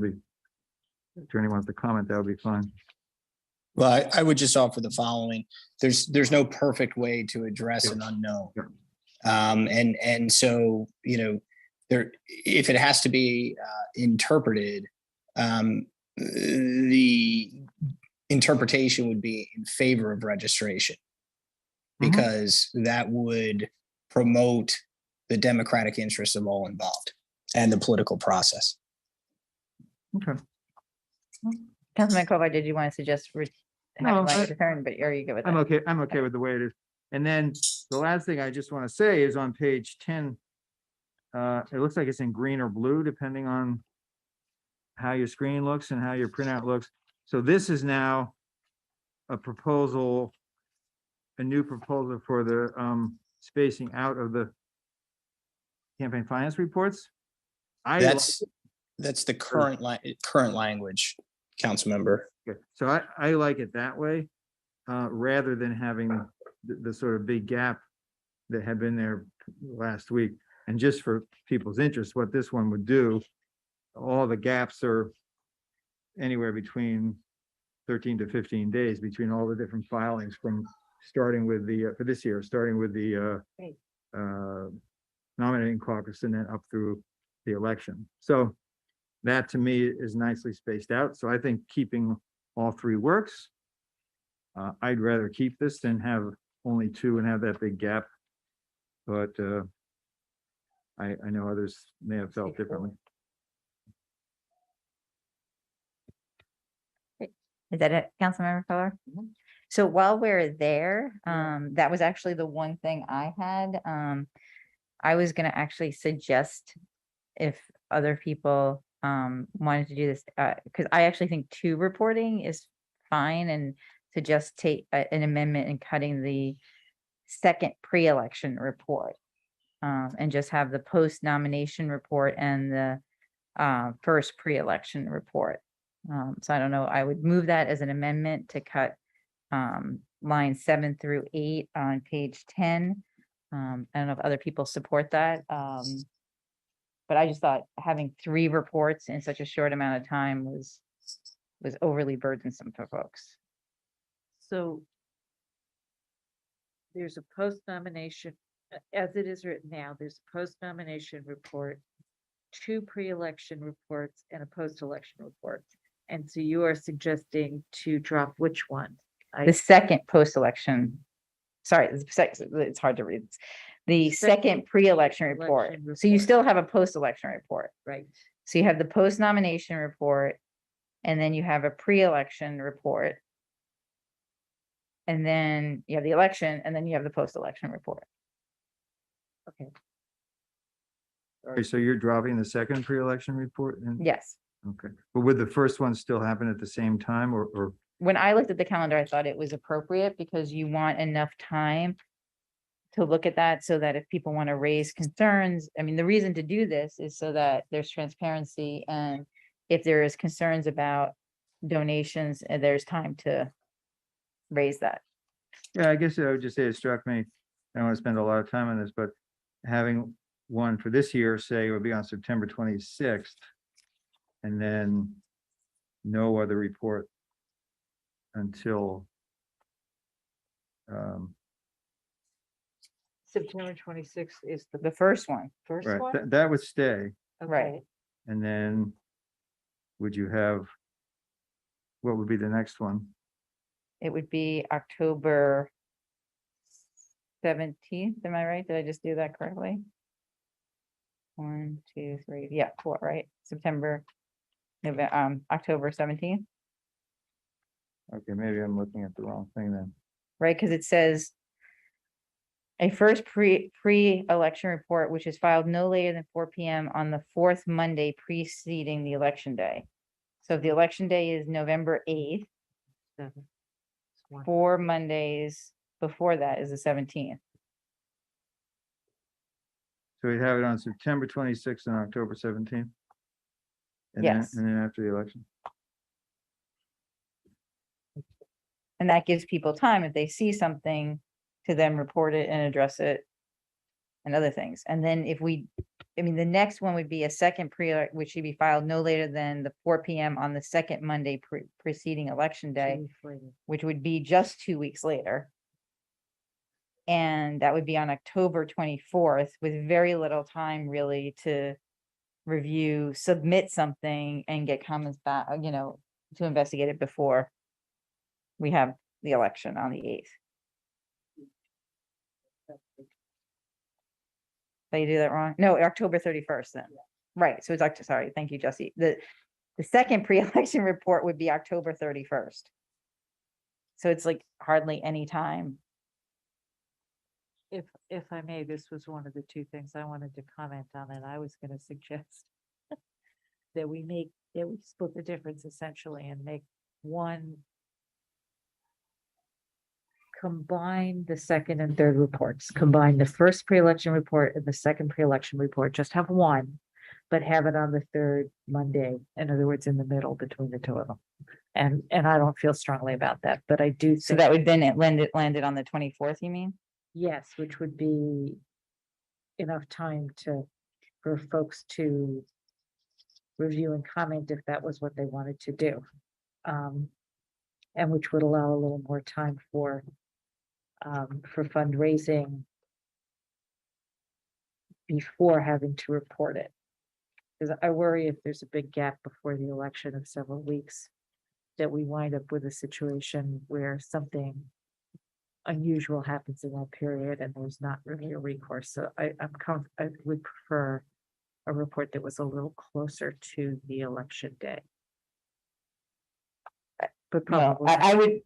I would rather keep the 3 than do that, because I think reporting something on the 24th, there's I don't think there would be time for the Board of Elections or to review it, come back, have someone respond before the election on the 8th, because then when is early voting start? Oh, yeah, that's a good point. I mean, that's right. Don't forget, we vote by mail, so. Yeah. A lot of things happen well before. Before the. That's why I think having the 17th. Yeah, I didn't think of that. That's Yeah. good. The one other thing that does exist at the federal level, and I'm not suggesting we do this, but just to point it out, because it sounds like Councilmember Duvall is worried about maybe unusual things that might happen just beforehand. At the federal government, it's only certain large contributions that have to be reported, right in the period before the election, That's a good point. as opposed to everything. And so I think at the federal level, it was like if you get $1,000 contribution within the last week, you have to report that before the election, but not your kind of more run-of-the-mill one. So that may be too complicated for us, but that's one way people have addressed that concern about a last-minute big infusion of suspicious funding, if that's a question that we have. So the amendment that's on the floor right now that I put on is just to cut a second pre-election report, lines 7 and 8. Is that seconded by anyone, or we're just gonna drop it? Councilman Costick, second. All right. All those in favor of the amendment, please say aye. Or raise, or when the clerk called the vote, because I always get. May I just clarify? So you're saying line 7 and 8, but on the version that I Yeah. printed out. Oh, I'm for sorry. Am I looking everyone, at, my apologies. and what's online now is it's 11 and lines 11 and 12. I was looking at my copy from Right. earlier this morning. My Yes. apologies. Things change. Yes. Things change. So let me stop doing the lines, and we'll just say the amendment is to cut the second pre-election report. Okay, Councilmember Kovar. No. Councilmember DeBala. Yes. Councilmember Costick. Yes. Councilmember Siemens. Aye. Councilmember Smith. No. Councilmember Searcy. Aye. Mayor Stewart. Yes. Okay. Anyone else want to amend or look at this section? Mayor, I do actually have a question now that we're looking at the section. Uh-huh. I see number 4 here about the post-election report. It doesn't have any changes to it, but in the earlier iteration, it had been changed to the 3rd Monday following the election to give some additional time. Was there a reason why that was dropped, or? Hmm. I may have missed that. Okay, I would move that we return to the earlier version, which said the 3rd Monday following the election. Yeah. I think that's I apologize. Thank you. Great. Anything else on this section? All right, then I will go back to Councilman DeBala for any other changes. The only other question that I had last week had to do with how broadly political committee is interpreted, and the city attorney has satisfied my concerns, my question, and I'm going to repeat what I think he said to make sure I got it right. So if a group is, a local group is formed for some other reason, and they decide that they want to act to influence the election, at that point, they become they become a political action, a political committee for the purposes of this ordinance, even though they might have originally been formed for something completely different. And so that was my question, and that's, I believe, the answer, and I'm fine with that answer. That is correct, council member. And yeah, so anybody or any group that meets the definition of political committee would be required to register. Okay. All right, any other comments, questions, amendments to consider? All right, seeing none, all those in favor of the ordinance amending the City of Tacoma Park Code regarding elections, please say aye. Aye. Any opposed? Any abstaining? Abstain. Okay, thank Thank you. That will now take us to our consent agenda, and Councilman DeBala wanted to speak just overall on committees before we move the consent agenda. Yes, on behalf of the subgroup on committees and the city clerk, if I, just to update y'all on a couple of things. So what you have here is a number of appointments and reappointments to various city committees, boards, and commissions. And last week we said that there might be a couple of changes to the 23 reappointments and 7 new appointments. And I think there is one, which is to add an appointment to the Board of Elections, John Quinn, which I think wasn't on your list last week. Are we pulling the emergency preparedness? That's up to you. That's my recommendation. Yeah, okay, so the subgroup is recommending that we pull the emergency preparedness committee appointments because there is one person on the list who we have not confirmed. And so the city clerk will continue to try to find that person and clarify that. So that's 2 changes to what you've got in front of you. Wait, what was the first? I'm sorry. The first one was, well, it's not a change to what you have in front of you. I Okay. apologize. It's All a right. change from last week's list. Okay, no, I just wanted to make sure because then we would have to amend this. Okay, but and I it's not, have right. 2 more quick points. We have in the past talked about the nuclear free zone committee. You will note that we are not appointing 7 people to that committee. It was their request, and the subgroup and the city clerk agreed to recommend that we do give it one more try in the next regular reappointment cycle, which is in the winter, to see if we can recruit a diverse group of candidates to fill all 7 slots, rather than try to make a permanent decision about it right now. And my last point is we are still gathering information about the alternatives for 2-party complaint systems. We have one that involves a citizen board. And that has, as you know, we have recommended that might not be the way we want to go.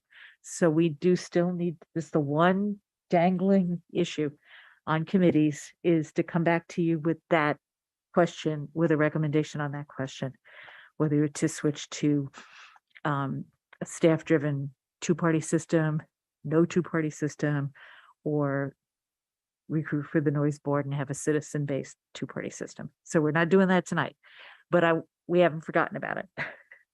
And that's all I have to say. Thank you for your attention. Okay, thank you. So our consent agenda tonight includes appointments to, as Councilwoman DeBala said, to our numerous committees, including Arts and Humanities, Board of Elections, Commission on Landlord-Tenant Affairs, Ethics Committee, Grants Review Committee, Nuclear Free, Tacoma Park Committee, Recreation, Sustainable Maryland, and Tree Commission. We will pull the Emergency Preparedness Committee. So I would like to ask if someone would like to move the consent agenda. Councilman Searcy, do I have a second? Councilmember Seaman, second. All those in favor of the consent agenda, please say aye. Aye. Any opposed? Any abstaining? Awesome, great. Well, thank you to all the work of the subcommittee again for reviewing all of those. And just a thanks to all the residents who have stepped up and been appointed and will serve on these committees. All right, we are ready for our work sessions now. We have 4 this evening. The first work session, we will discuss the tree canopy pilot contract. Great. Thank you, Mayor Stewart. For our first work session, we do have our urban forest manager, Marty Fry, on virtually. We're excited to hear about the contract and deliverables that he'll be describing this evening. I would call your attention to the racial equity considerations in the cover memo for this item. One thing that we're really excited about for what Manager Fry will be describing is that for the first time, we're looking to do tree planting on private property and at no cost for residents in low canopy areas. So Mr. Fry will explain that in more detail now. Yeah. Hi there. Can you hear me all right? Yes. Cool. I never know. Yeah, I guess I'll just kind of go through the cover sheet here. As we've talked about at my last presentation to you all, we've been excited to expand on the pilot planting program. That was a more targeted, narrower project that we ended up conducting this past spring with free trees offered to low canopy property types that we identified as apartment, condominium, commercial, and institutional properties. And we had a great experience consulting with a number of private properties in those categories, and then implementing some tree plantings. And this new contract was put together to expand on that effort to basically more broadly offer free trees to residents and properties across the city. We issued an RFP that I think y'all may have seen, that basically it's combining our public space tree planting and our private property, this new private property tree planting program, into a single contract. The public space planting includes the tree itself, as well as a watering, an establishment watering contract, where the first growing season after planting, the winner of winning bid company will water the trees throughout the summer. And then for the private property trees, it involves the tree, and then in addition is a professional consultation where the company will bring a arborist or landscape professional, landscape design professional to the site and schedule a meeting with the homeowner, property owner, or resident to discuss, ideal locations, ideal species. All these people, all of our residents who are in the dark about what to plant and where to plant, getting them the professional knowledge that they need to make good decisions, and then make it a very easy decision to follow through on, in that the tree will be free. So we got bids along those terms. If you're looking at the cover sheet, you can see we ended up with 4 bids. 2 were very close and competitive between Casey Trees and Howard EcoWorks.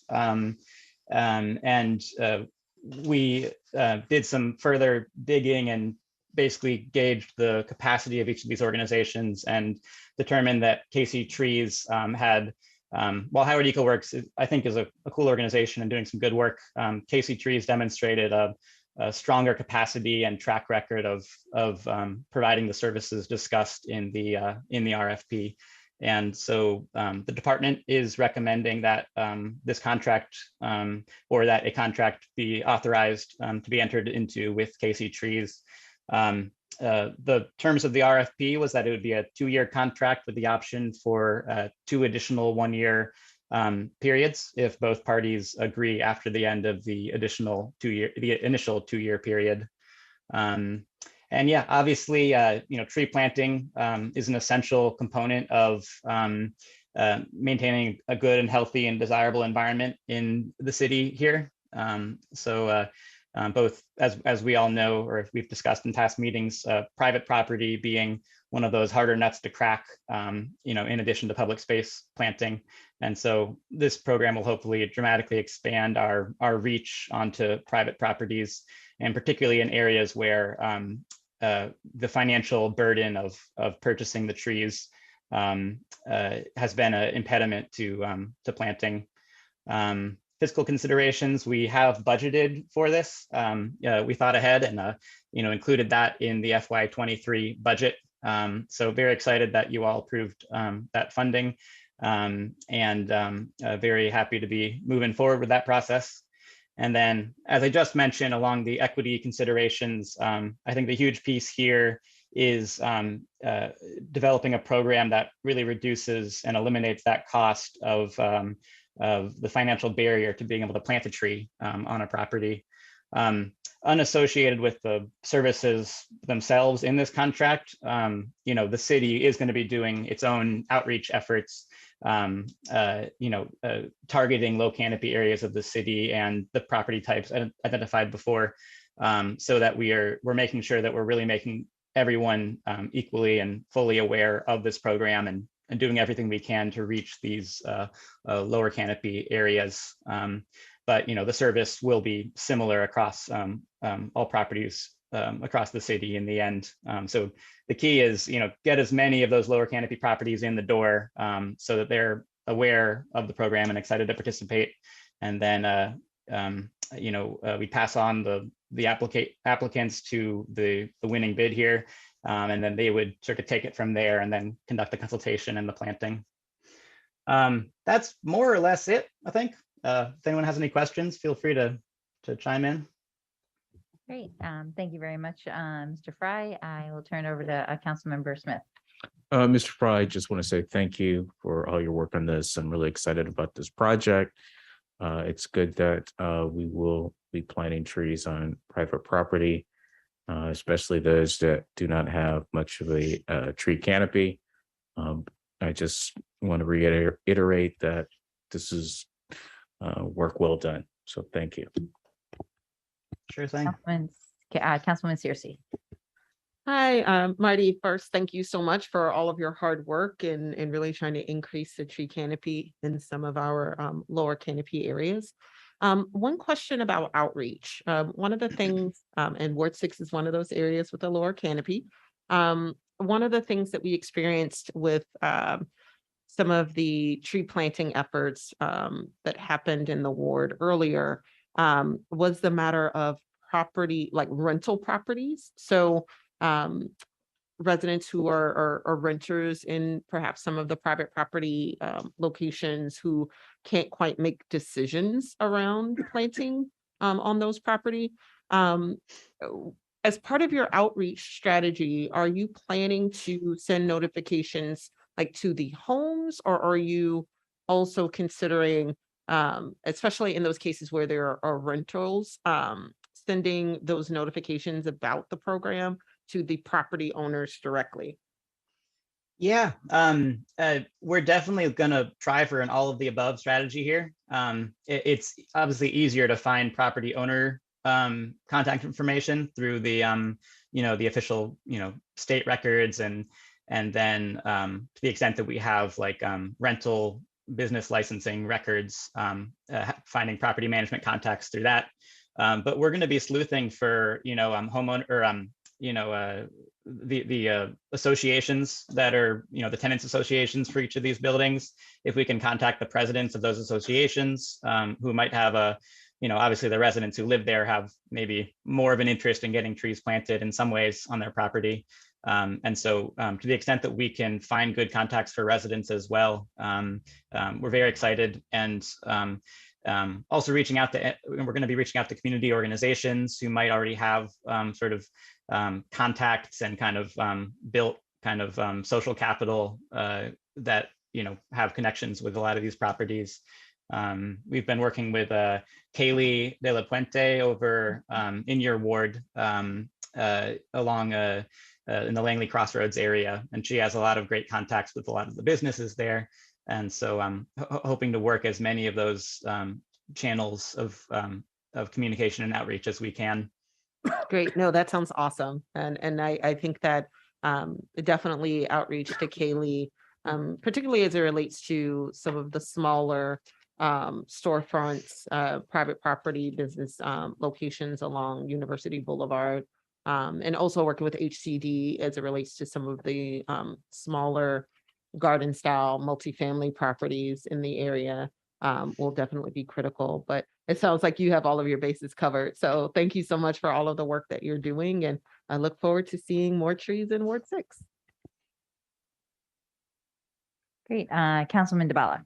Yeah, this is great. Thank you so much for putting this together. I think you explained one of my questions, which is that this combines both the private property what program that we were envisioning that would target certain groups and areas with the regular public space tree planting. And at first I was a little confused about that, but I think I got it now. So this is, so multifamily building property owners and business property owners will be eligible for this? The idea that here is right? all properties. All properties, Yep, okay. are eligible. And we understand this is going to be a trial run in terms of, Yeah. do we get just total deluge of participation and we have to kind of rethink things midway through. In some ways, that's a good problem, and we can sort of ask the question, should we expand the program even further, or should we limit it and target it more? But I'm really excited to see, how this approach of kind of offering to all with additional outreach efforts to certain property types being the kind of way we target things. Yeah, I agree. I think the targeting is the key here, who and how. But it sounds like you have a good handle on that. And then it would be available to everybody, but targeted. Okay, I think I got it. On the consultation, again, that's open to everybody. Correct. Yep. And it's open before you decide, before you commit to plant. So it'll help you decide what to plant. But then perhaps you might decide that nothing works on your property and you're not going to plant. Let's hope not, but that's an option. Certainly. And Okay. that's part of that, getting sort of someone who might be more maybe on the fence about a tree and, not trying to say you have to commit from the outset. Right.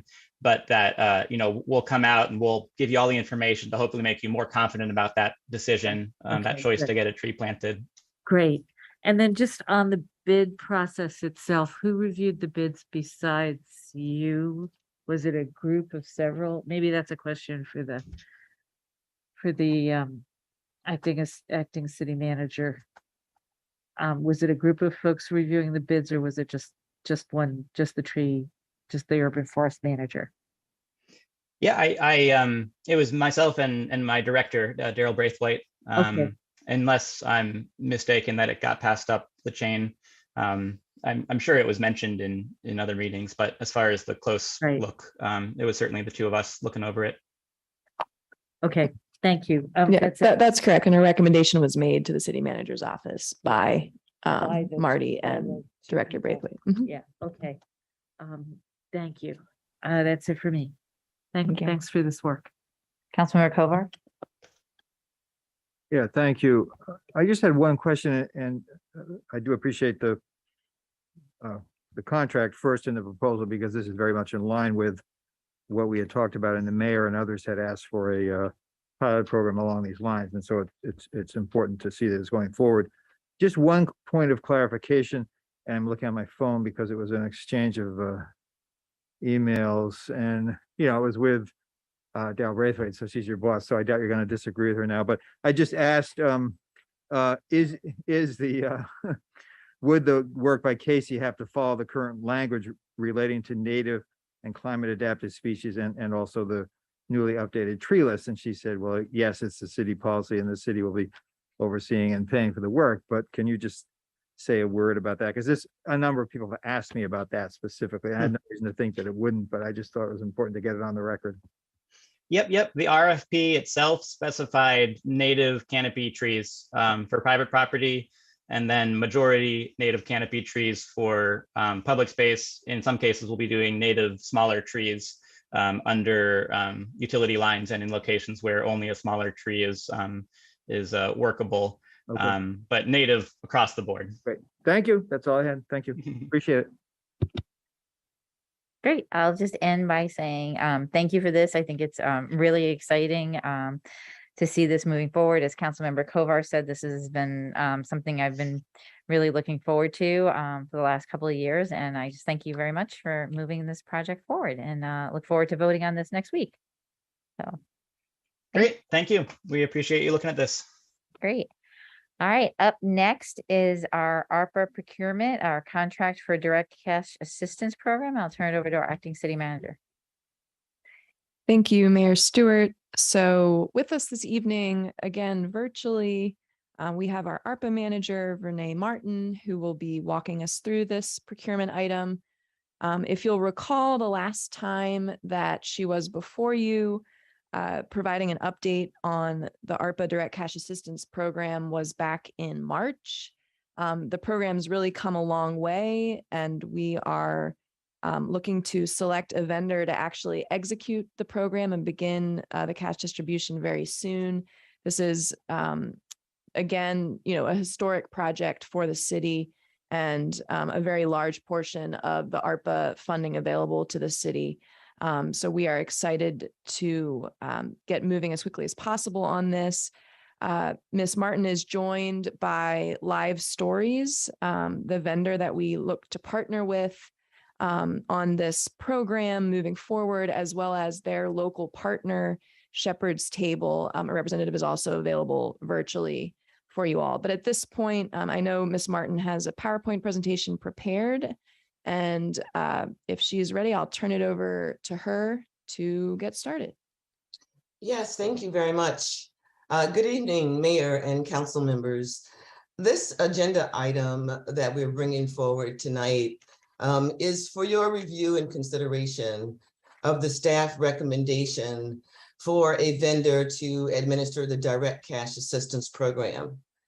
The city manager recommends that the city council approve the contract award to Live Stories, a for-profit business entity who will partner with a local nonprofit organization to assist the city in recruiting beneficiaries, processing applications, and distributing ARPA-funded direct cash assistance grants to eligible residents.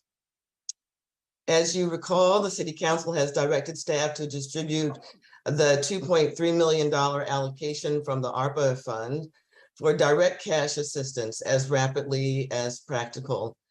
And the purpose of the Direct Cash Assistance Program is to provide immediate relief in the form of cash payments to vulnerable residents who were economically impacted by the COVID-19 pandemic.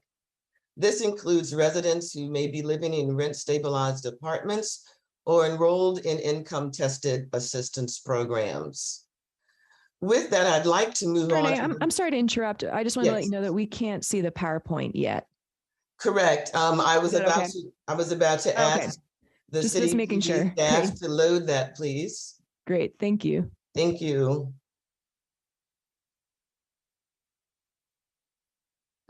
Jesse, are we able to load the presentation?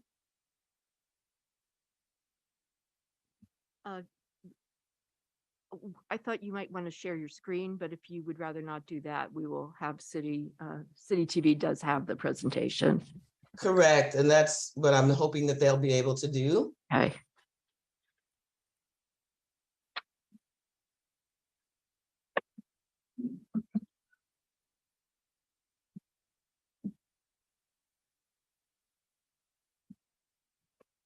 My apologies for the delay here. Ms. Martin, if you would like me to share my screen, I'm happy to do that, if that would be easier. That's fine.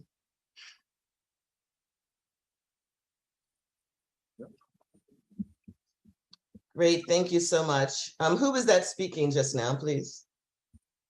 Oh, that was Raven from Live Stories, in case you, for our presentation, but I know you had your own elements as well. Correct. Thank you, thank you. Again, we're here to share with City Council our recommendation for the contractor or vendor for the Direct Cash Assistance Program. And if we could move on, yes, I wanted to just highlight our objectives and anticipated outcomes of today's presentation. Of course, we want to share the staff recommendation with City Council. We also want to make an introduction of the recommended contractor, and they will provide a little more detail about their expertise and their experience. And we would like to obtain feedback from City Council. As Acting City Manager Clark mentioned, we brought this to the attention of City Council back in March. We talked about what the Direct Cash Assistance Program was. I just included this for a refresher for everyone. This type of a program is an eligible category or eligible use category for ARPA funds because it directly addresses the negative economic impacts and respond to those economic harms that workers and families may have experienced during the pandemic. It's clearly an enumerated project type by Treasury. Use of ARPA funds for this purpose is recognized as being responsive to the impacts or disproportionate impacts of COVID-19.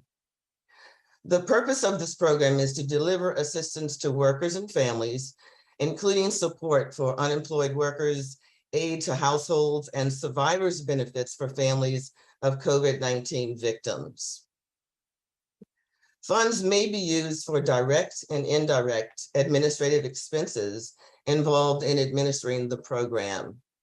And our next slide continues with some of the information we've talked about previously, and that is to utilize the $2,300,000 of ARPA funds to assist low and moderate income city residents who are in need of financial assistance due to the negative economic impact of the pandemic. The contractor that we select will recruit beneficiaries, process applications, and distribute direct cash assistance to eligible residents. There will be ongoing city guidance that's provided to the contractor. We'll work very closely to make sure we are hitting our various milestones. We anticipate providing a one-time lump sum payment to eligible households in the amount of $1,000 per household. Those program beneficiaries include eligible households with incomes of $50,000 or less per year. We've arrived at an estimate that there are approximately 2,131 households that would fall in this category. And a majority of these households have experienced and continue to experience housing cost burden. We feel that the one-time benefit of $1,000 per household will be impactful in that the recipient will be able to apply those funds to some essential needs that they have. A recipient household is able to use the amount at their discretion. They will not need to report to us on the use of the funds or any way speak to the various categories they may have applied the funds to. We also expect that the pool of applicants that will be identified in this process or program, that list of applicants will help the city in shoring up its database that indicates the households who are in a low and moderate income status. The scope of work for the contractor is presented here. We did discuss about this previously, and it was also outlined in the RFP.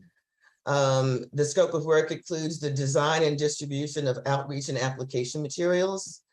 Personnel will have to be trained in terms of eligibility requirements and application receipts and the processes that the contractor will be using. The contractor will receive and process applications. They will notify those applicants who are determined to be eligible. Grant funds will be distributed.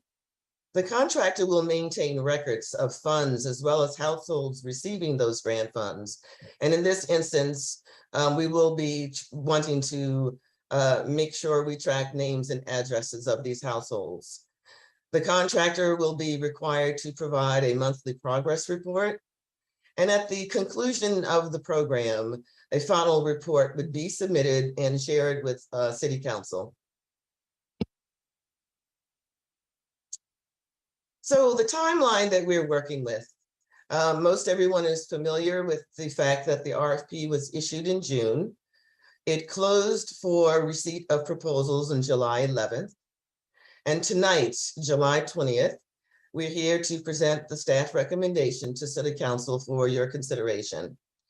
Some of the remaining steps include the preparation of a draft contract that would be reviewed by the city attorney. We will anticipate receiving approval from City Council to enter into a contract at the next voting session.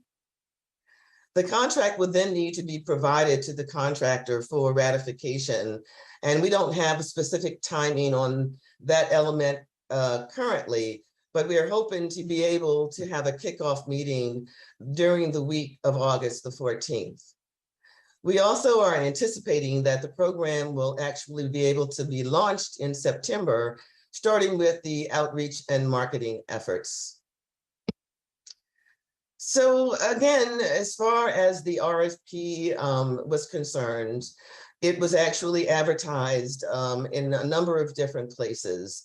The city website, the city's social media platform and email blast, as well as the city newsletter. It was a June 23rd issue, I want to say.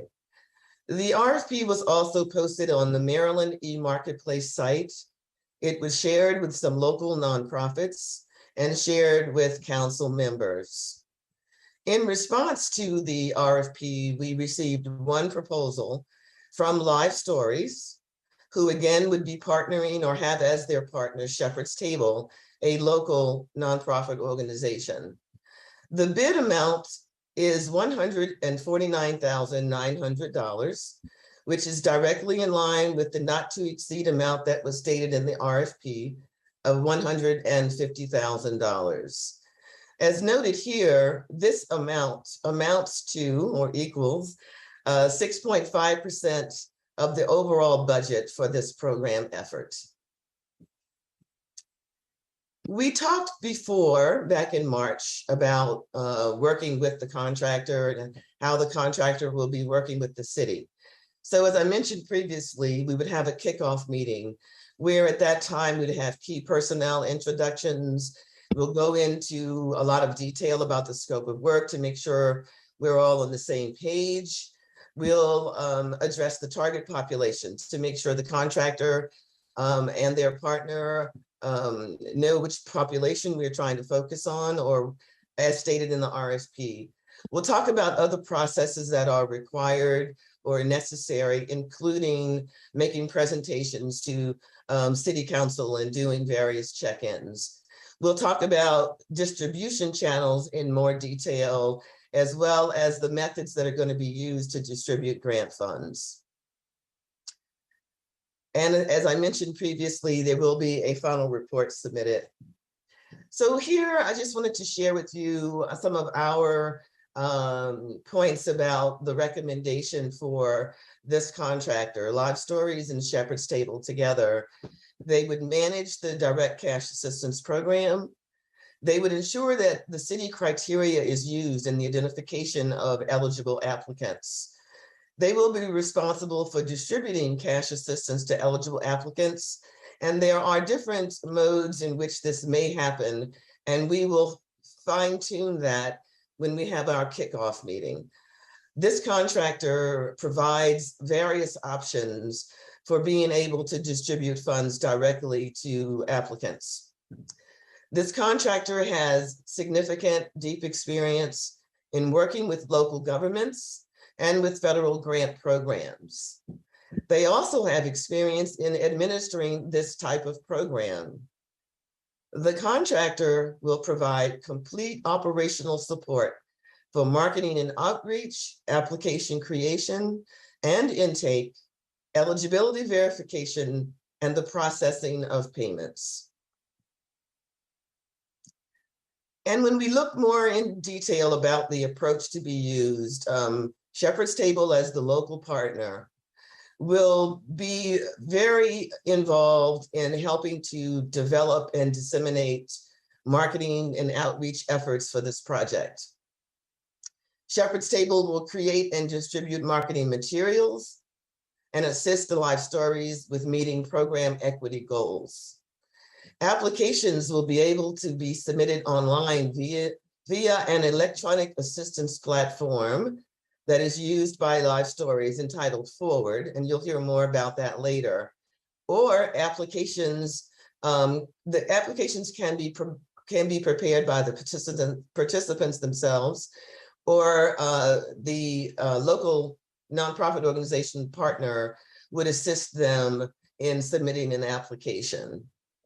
There's a capability to receive paper applications as well, which would then be digitized into this platform to make it more of a seamless approach to distributing funds. During our kickoff meeting, we'll talk more with the contractor about the distribution process as well as locations if needed. A distribution location would most likely be needed in those cases where there are applicants, for example, who are unbanked and may need to receive a debit card or a paper check as opposed to an electronic deposit into a bank account. And I think what's really important to note is that on an ongoing basis, the contractor team will work to establish partnerships with other community-based organizations who have a local presence in the city. And that way, the target audience, we can make sure that we are addressing those folks that are in need of assistance. I think that this level of partnership and engagement with the contractor and local organizations will help to make sure that the reach of the program is pretty thorough throughout the community. At this time, I would like to provide an introduction to Live Stories, who again is our staff recommended contractor. We have with us today Raven McShane and Kelsey Martin, and they will give you a brief overview of the project and their proposal. Also with us today, fortunately, is Jerome Chambers from Shepherd's Table. And once they have completed their presentation, we would like to stop for a minute and ask for any questions or comments that you may have at this time. So with that, I'd like to turn it over to Raven. Great, thanks so much. It was nice to be here and really appreciate everyone's time. I'm going to actually hand it back over to Kelsey, who will kick us off. If you can go ahead and advance the slide to the next one.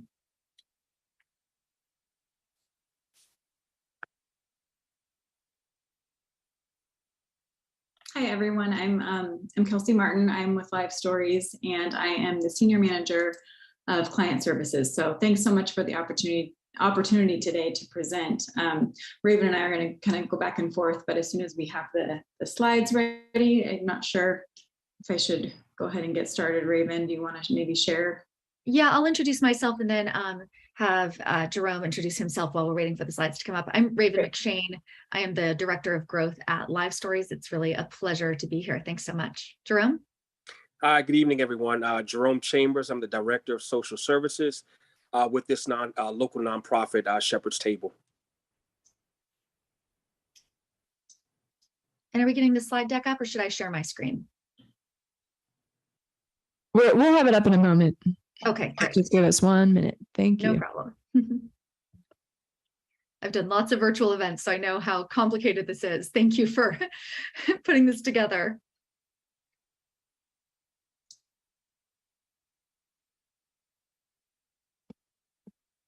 Wonderful, thank you. So yes, as we were saying, thank you so much for the opportunity to participate in this RFP and present to you all tonight, and for inviting us to share a bit more about our approach to administering this Takoma Park Cash Assistance Program. Next slide, please.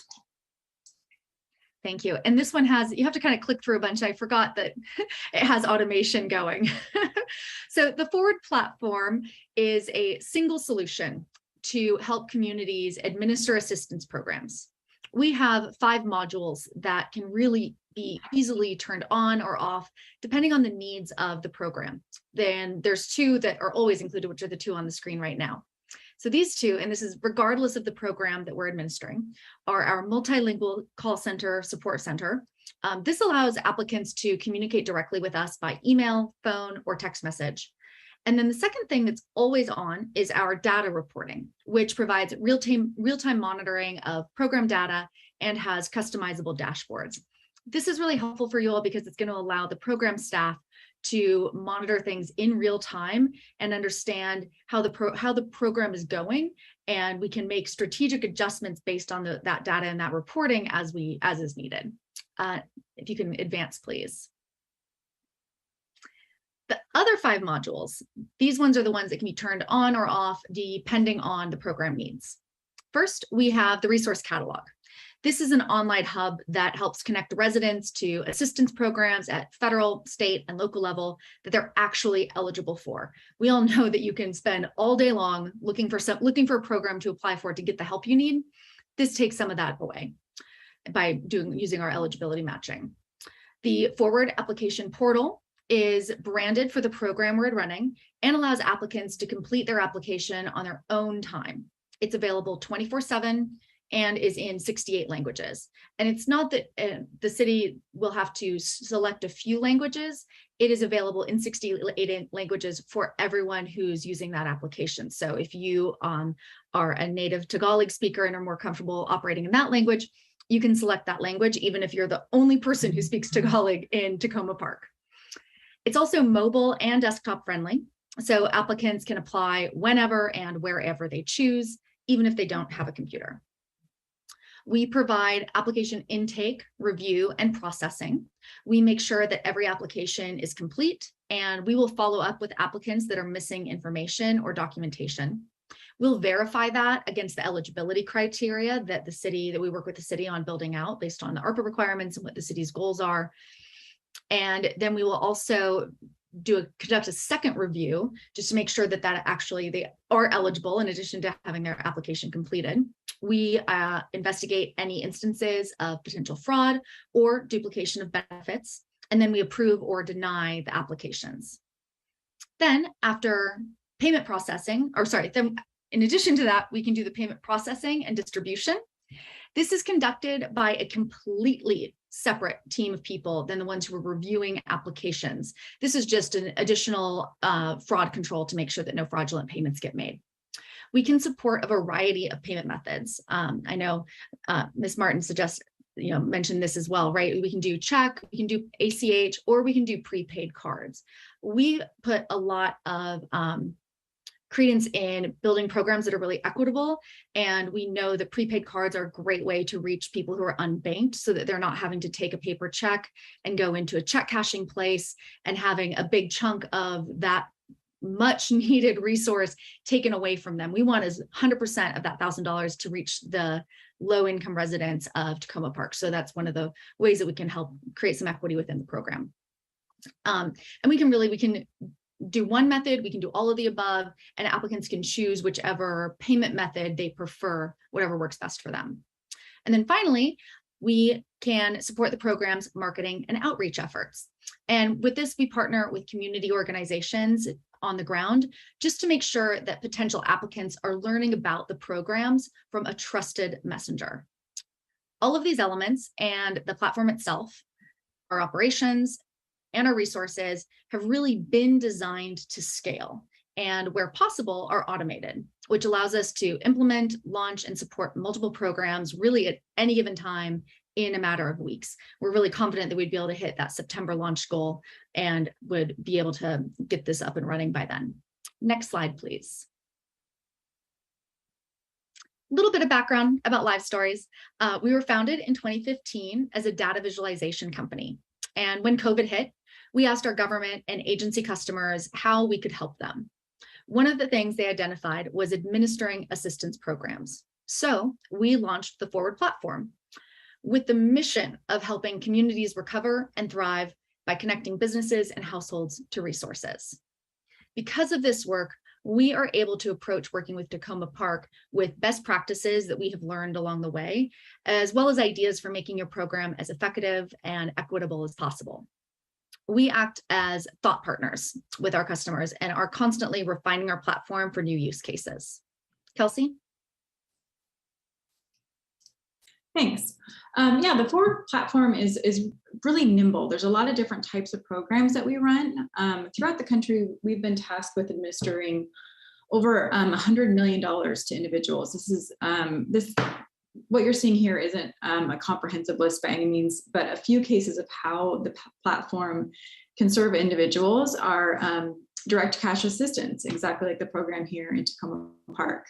Immigrant Relief, this program is a direct cash assistance program that we're launching soon, and we'll actually be distributing $300 million to individuals in Washington State. We'll be leveraging 3 different payment methods, and we'll be working with upwards of 40 community-based organizations to help with outreach and applicant assistance. Universal basic income is another way, rent and utility assistance, as well as rent supplements, down payment and other homebuyer assistance programs, and worker stipend programs to help with recruitment and retention. We'll be doing one of these for a homeless service provider this fall. Other similar programs we could administer would be to support home health care workers or child care providers, really any low wage but public service facing workers.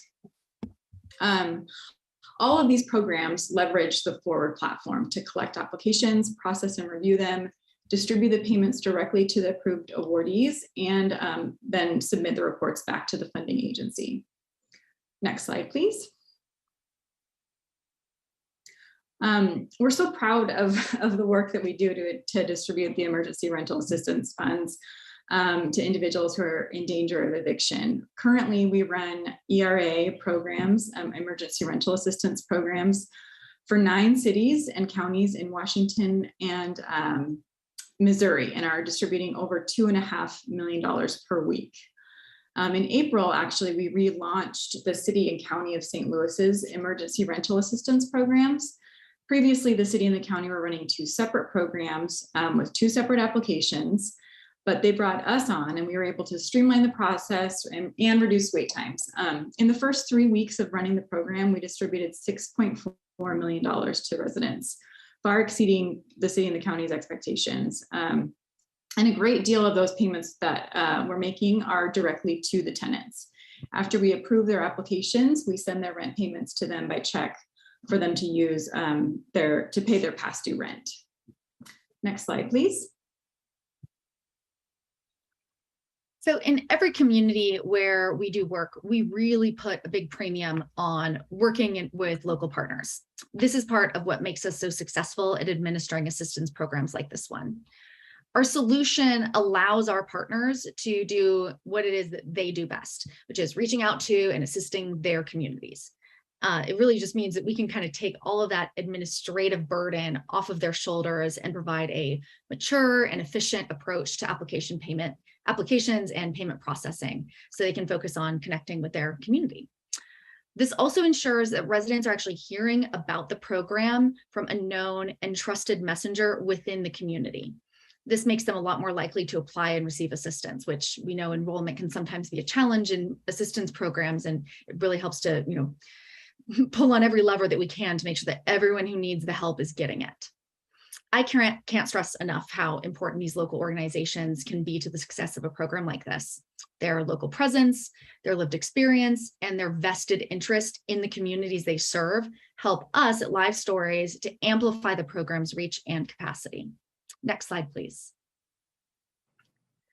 We're really excited. I know Jerome's on, I'll pass it to him in a moment. We're excited to be able to partner with Shepherd's Table on this RFP and are really looking forward to working with them together on the community outreach, as well as those in-person payment distribution events and application assistance.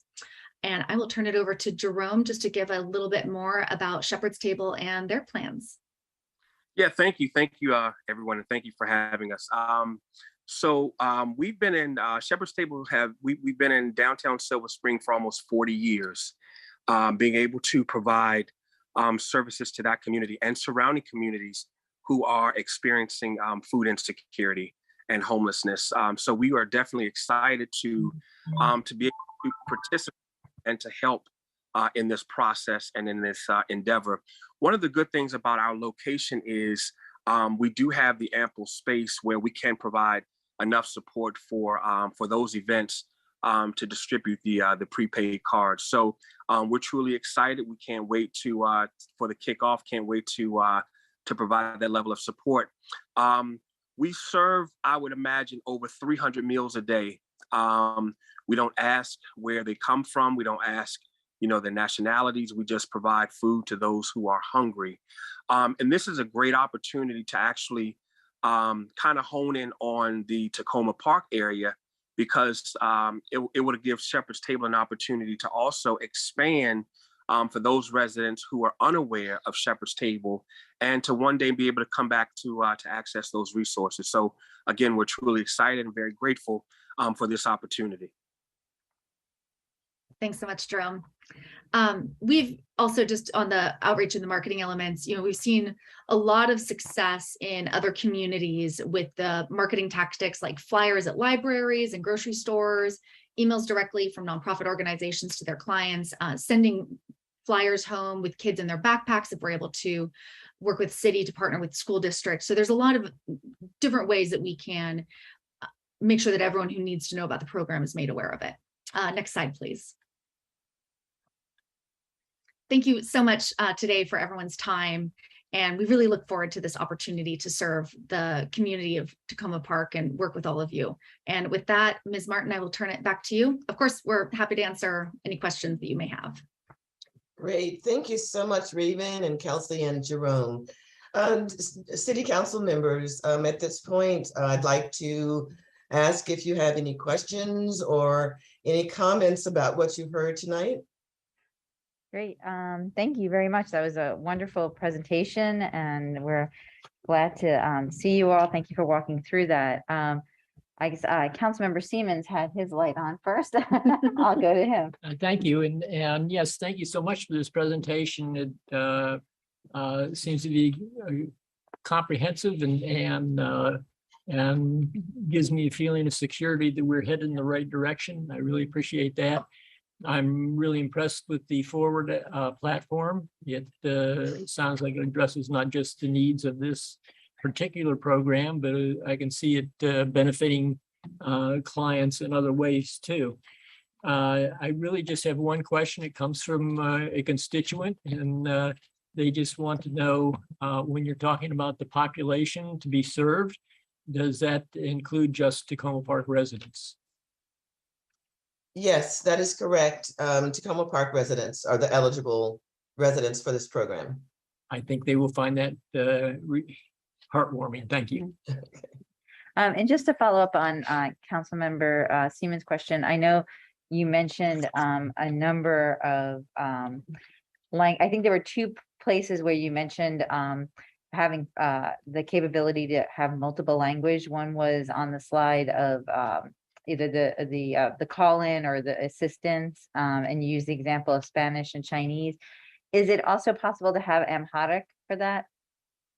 Do you know, or could you? We have a very large Ethiopian population in Tacoma Park, and I would imagine Amharic would be one of the 90 languages that is available through the application, but it would also be, I think, beneficial if it was sorry, I don't see that. I don't see the PowerPoint frame, but like that other piece that you talked about, the call-in assistance would also be really helpful if that is a possibility.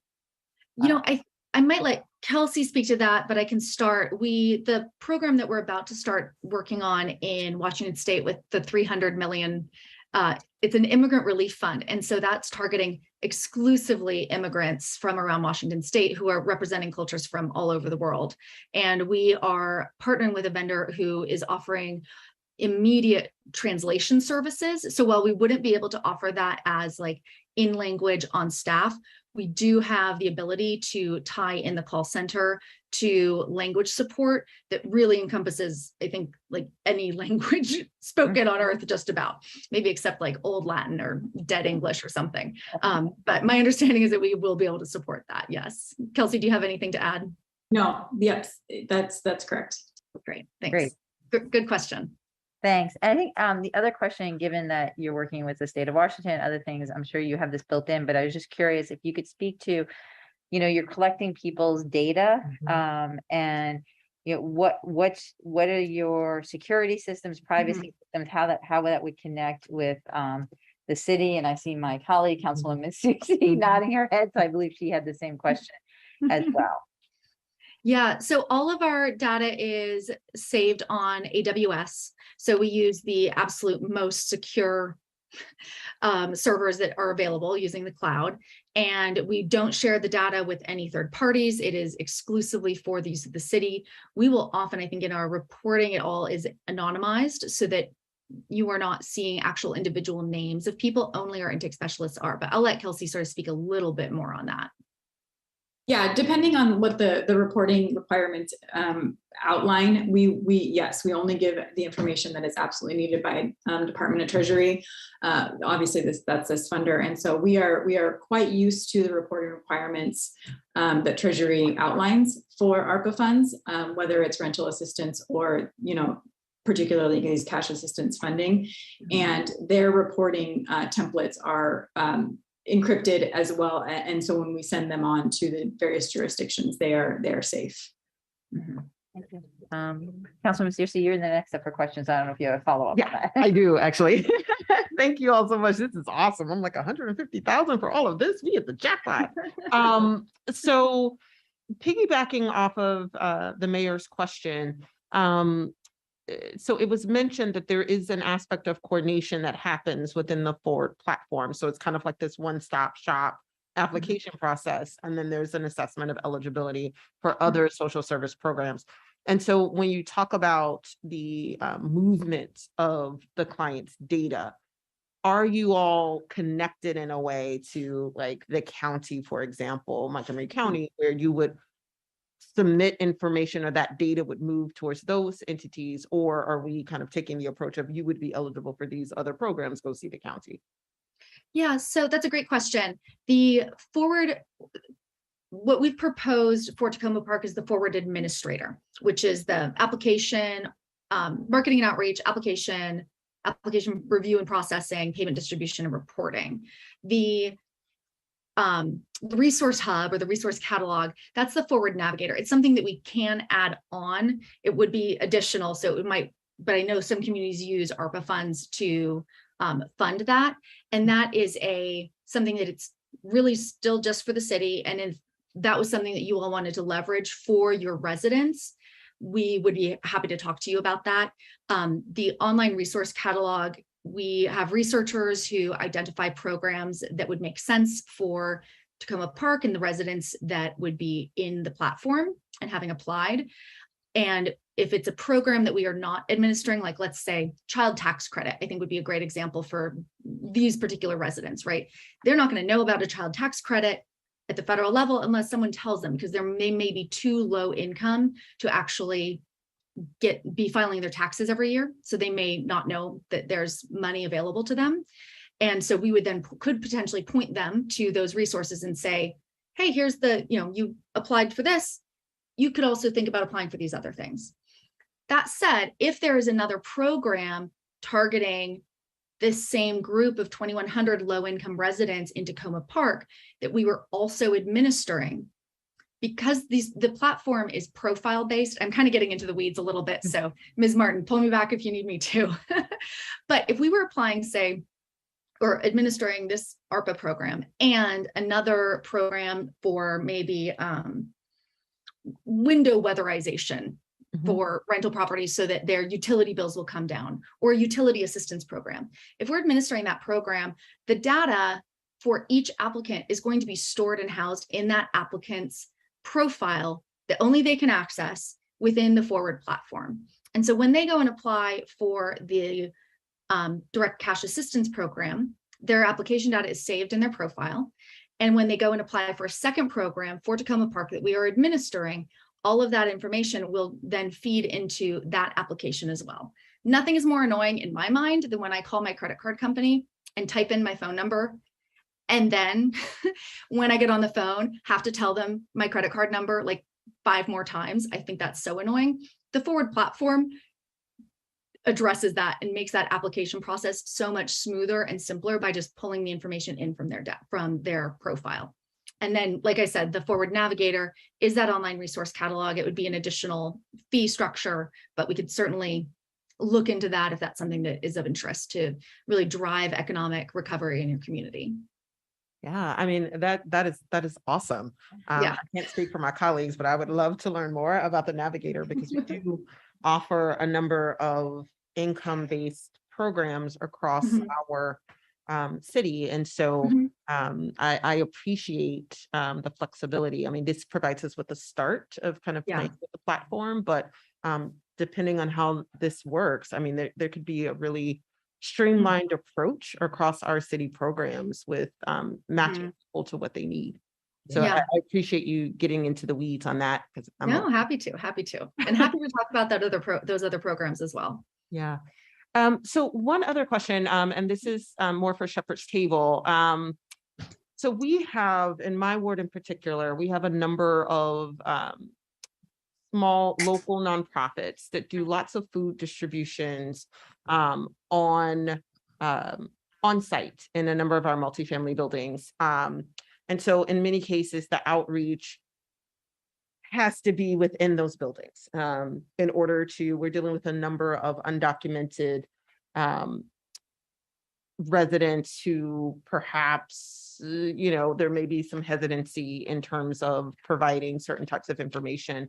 And so to what extent have you all been able to match up and perhaps get into some of like multifamily buildings for outreach, dealing with immigrant populations? I think that's something that, my concern is not just making sure that people know about the program, but also making sure that people feel comfortable with submitting their information in order to apply.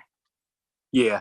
Well, to answer that question, I think what we do is we build their trust to let them know that we definitely are an asylum, area where we do protect the undocumented. But in terms of multifamily units, we primarily in terms of our outreach have focused on elementary schools in the surrounding areas.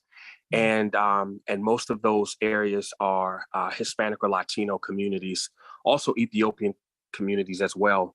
But our whole thing is that the data that we oftentimes collect because of our strategic planning has nothing to do with the immigration status. It's just data collection. Most of the time, I would say maybe 90%, individuals are forthcoming and are secure in terms of providing us with the information that we need. But so far, so good. To be honest, we haven't had a lot of confusion with that. But our whole premise and understanding is that we want to make sure that they understand that we're here to protect and to serve their needs, and to make sure that in that same process, they can trust us because we're there to support their family structures. Great. Thank you so much. And I look forward to this project moving forward. I mean, this sounds awesome. So thank you. Oh, you're quite welcome. Thank you. Great, thank you.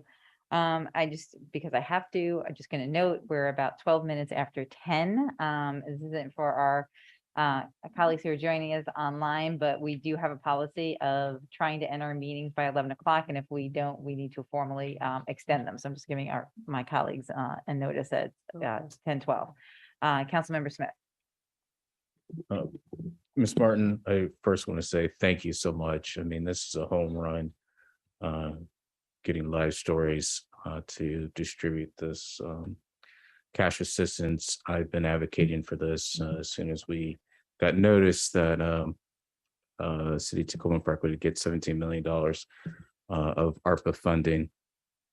One question I have is, do you, Ms. Martin, have you talked to some of the local banks and see if they would waive their fees if recipients get a check and they have to cash that check at a local bank? I'd love them to do that rather than have to go to a cash check business, which will take a much larger fee. Have you thought about that? Yes, the thought has been discussed. But what I think with Live Stories is because the options exist for different ways in which to enable a participant to receive their funds, whether it's a debit card or a personal check or electronic kind of direct deposit.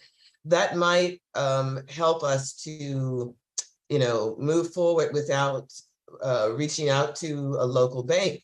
But I think that that is an option that we could certainly look into to see if we could establish some kind of relationship with a local community-based bank that would allow residents to come in to cash their checks. Okay, great. And Live Stories, it's great to see a Seattle-based company here.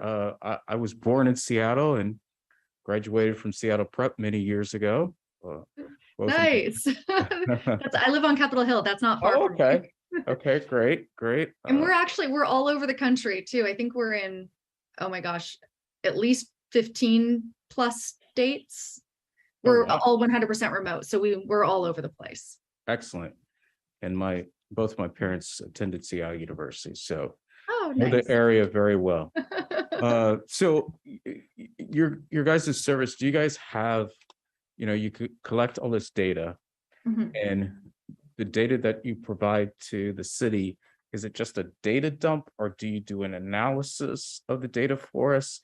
And do you have a predictive AI model that you can use so that we can see, maybe people that live in certain areas in the city might get in more financial trouble than others? And, what can we get from the data other than just, this is where people live and we gave them $1,000.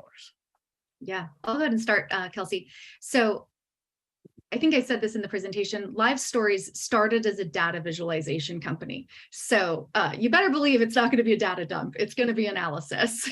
That's really it. The data and data reporting and having data tell a story, hence live stories, live data stories.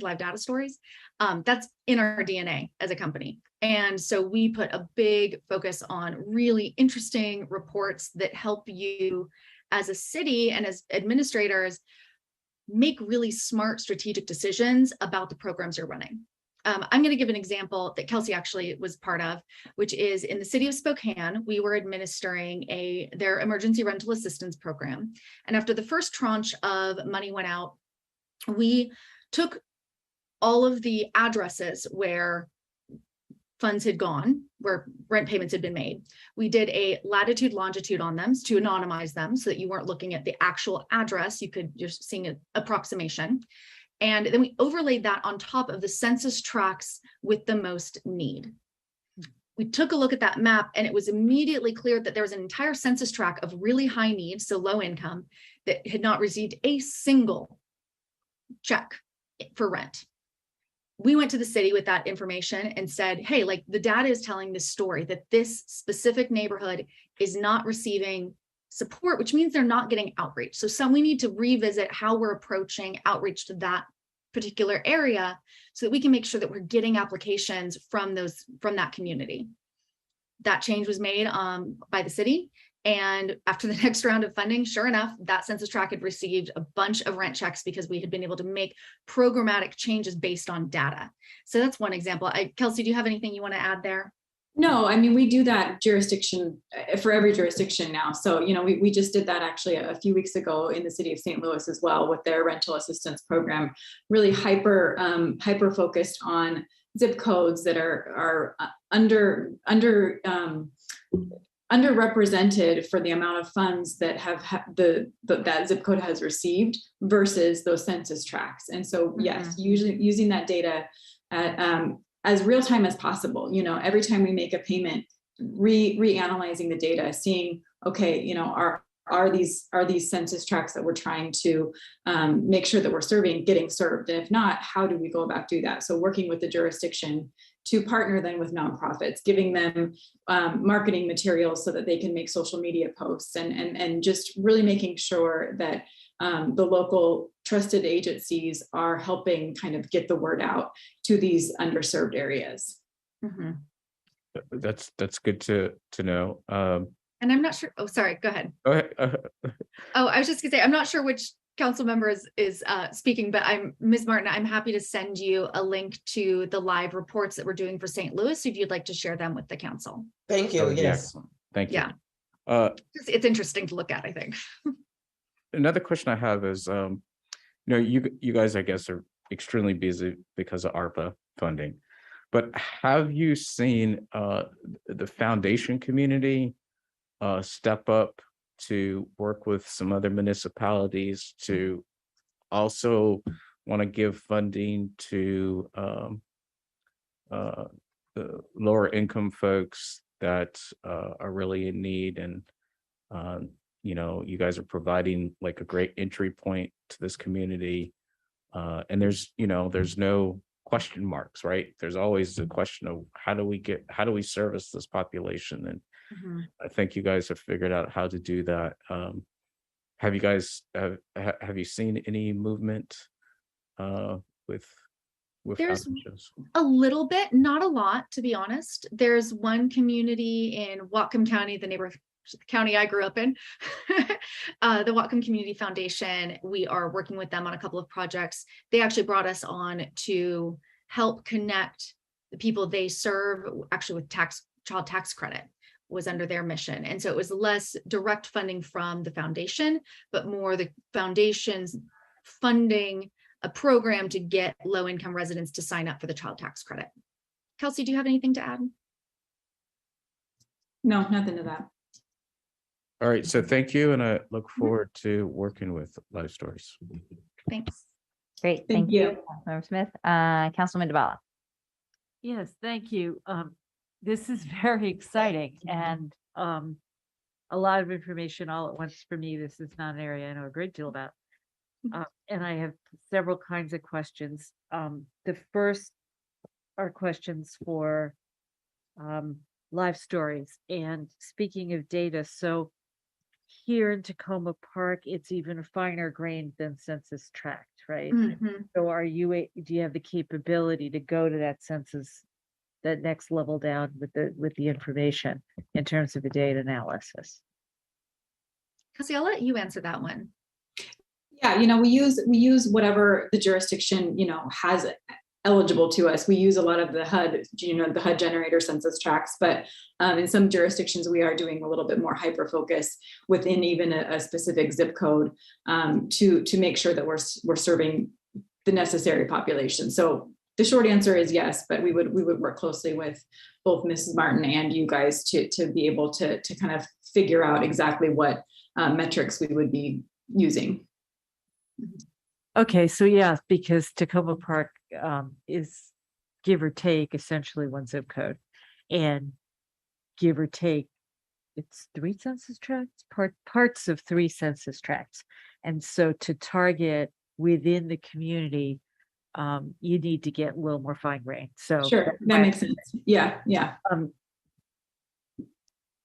So thinking about this from a resident point of view, so this program will only work if we reach people.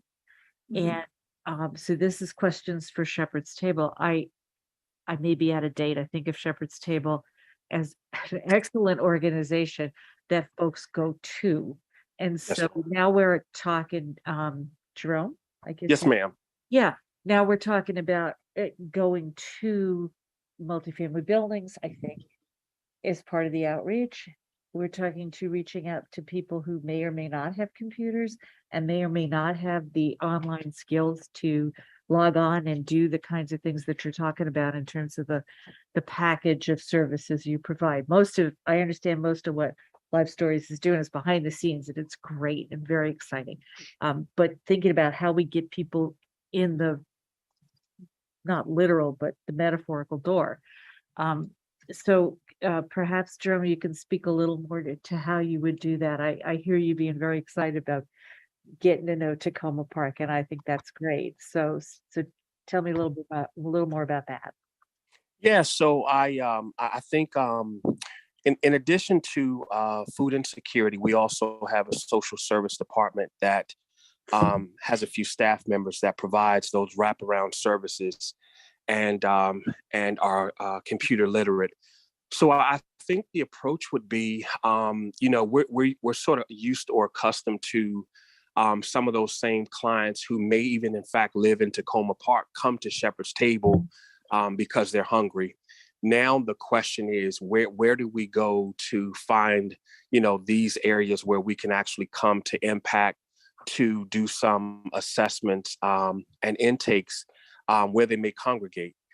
So I think that's going to be an interesting approach to being able to, like you're saying, sort of get your foot in the door, to build that trust, and to also maybe even find, those safe havens and be able to say, hey, I didn't know you lived over here, because you come to Shepherd's Table. So I think it's a great opportunity, but it's going to be a learning curve for us as well. I will be honest.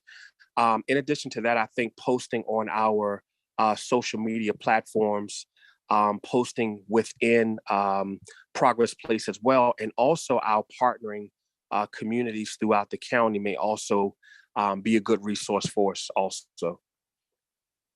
Great. Two more questions. So the city doesn't deliver all of the programs that people might be eligible for. And when we talked about navigators originally, we were literally talking about people who who would be navigators in the community. This might be a question for the city manager or for Vernay. How do you see that program that we were talking about during the ARPA planning meshing with this? So having navigators that not just steer to programs that the city has, but that the county or some other entity would have. We talked about that being as like a second step of part two, if you will. But maybe you could tell us what the latest thinking is on all of that. Sure. So I can speak to that a bit, Councilmember Dabala. So if you're referring to the community ambassadors project, that's also ARPA funded. We are working on that, but it will not be up and running by the time that the Direct Cash Assistance Program launches. So we will, for rapid distribution, we'll be leaning on Live Stories and their local partners. But I think the database that this Direct Cash Assistance Program is generating will be useful in the future to the city and to the community ambassadors that we bring on board. I can also see it being really useful to the housing programs, the housing and energy programs that we have already. So I think that's great. And my last question, because it is getting late, it has to do with stepping back a bit, just looking at the bigger picture. So I personally had expected we'd get more response, and I'm sure there's some very good reasons why we didn't get more applicants for this project. I just wondered if you could comment on that. Is it the amount of money that we are offering is not enough? Is it the time of year? Is it everybody local is busy with something else similar? What are your thoughts on that? So Councilmember Dabala, I can speak to that a little bit. So Ms. Martin had a slide on that just to outline kind of what our standard RFP advertising process is for city RFPs. Yes, yeah. And so we've, that's great. So we generally get a lot of responses just based on that standard process. Exactly. Yeah. I think in this case, first, we're thrilled that Live Stories wrote in and we went through our full evaluation process and scored their application, et cetera. But we can't speak to all the factors impacting who bid it or not. But I do think that direct cash assistance programs are still relatively new at the city level, and so we are somewhat on the cutting edge, and so I would think that's part of it. Okay. Thank you. Great, Councilman Fosdick. Thank you very much. And I will keep this brief because most of my questions have been asked and answered. So thank you very much. This is really exciting. I just want to kind of try to get my head around the outreach a little bit more. Councilmember Dabala's questions were very much in line with what I was thinking as well. So my understanding correctly that Live Stories will help with some of the creation of the materials that will be used, and then Shepherd's Table will take kind of the lead in that outreach. And then what's the role for the city as well? I assume the city will be doing some outreach efforts as well. Yes, that is correct. I mean, the city will be doing some outreach primarily from the public facing avenues that we have at our disposal. I think that with the local nonprofit and kind of boots on the ground will really be an asset to this program. And using the platform forward that Live Stories has talked about, it's going to be a really great asset in terms of developing and distributing information.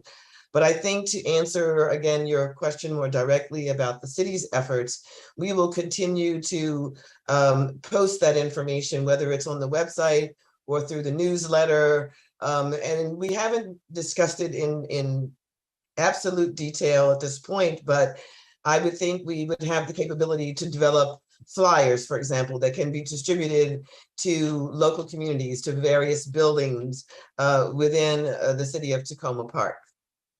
Great. That sounds great. Ms. Martin, can I just add in a little bit there as well? Yeah.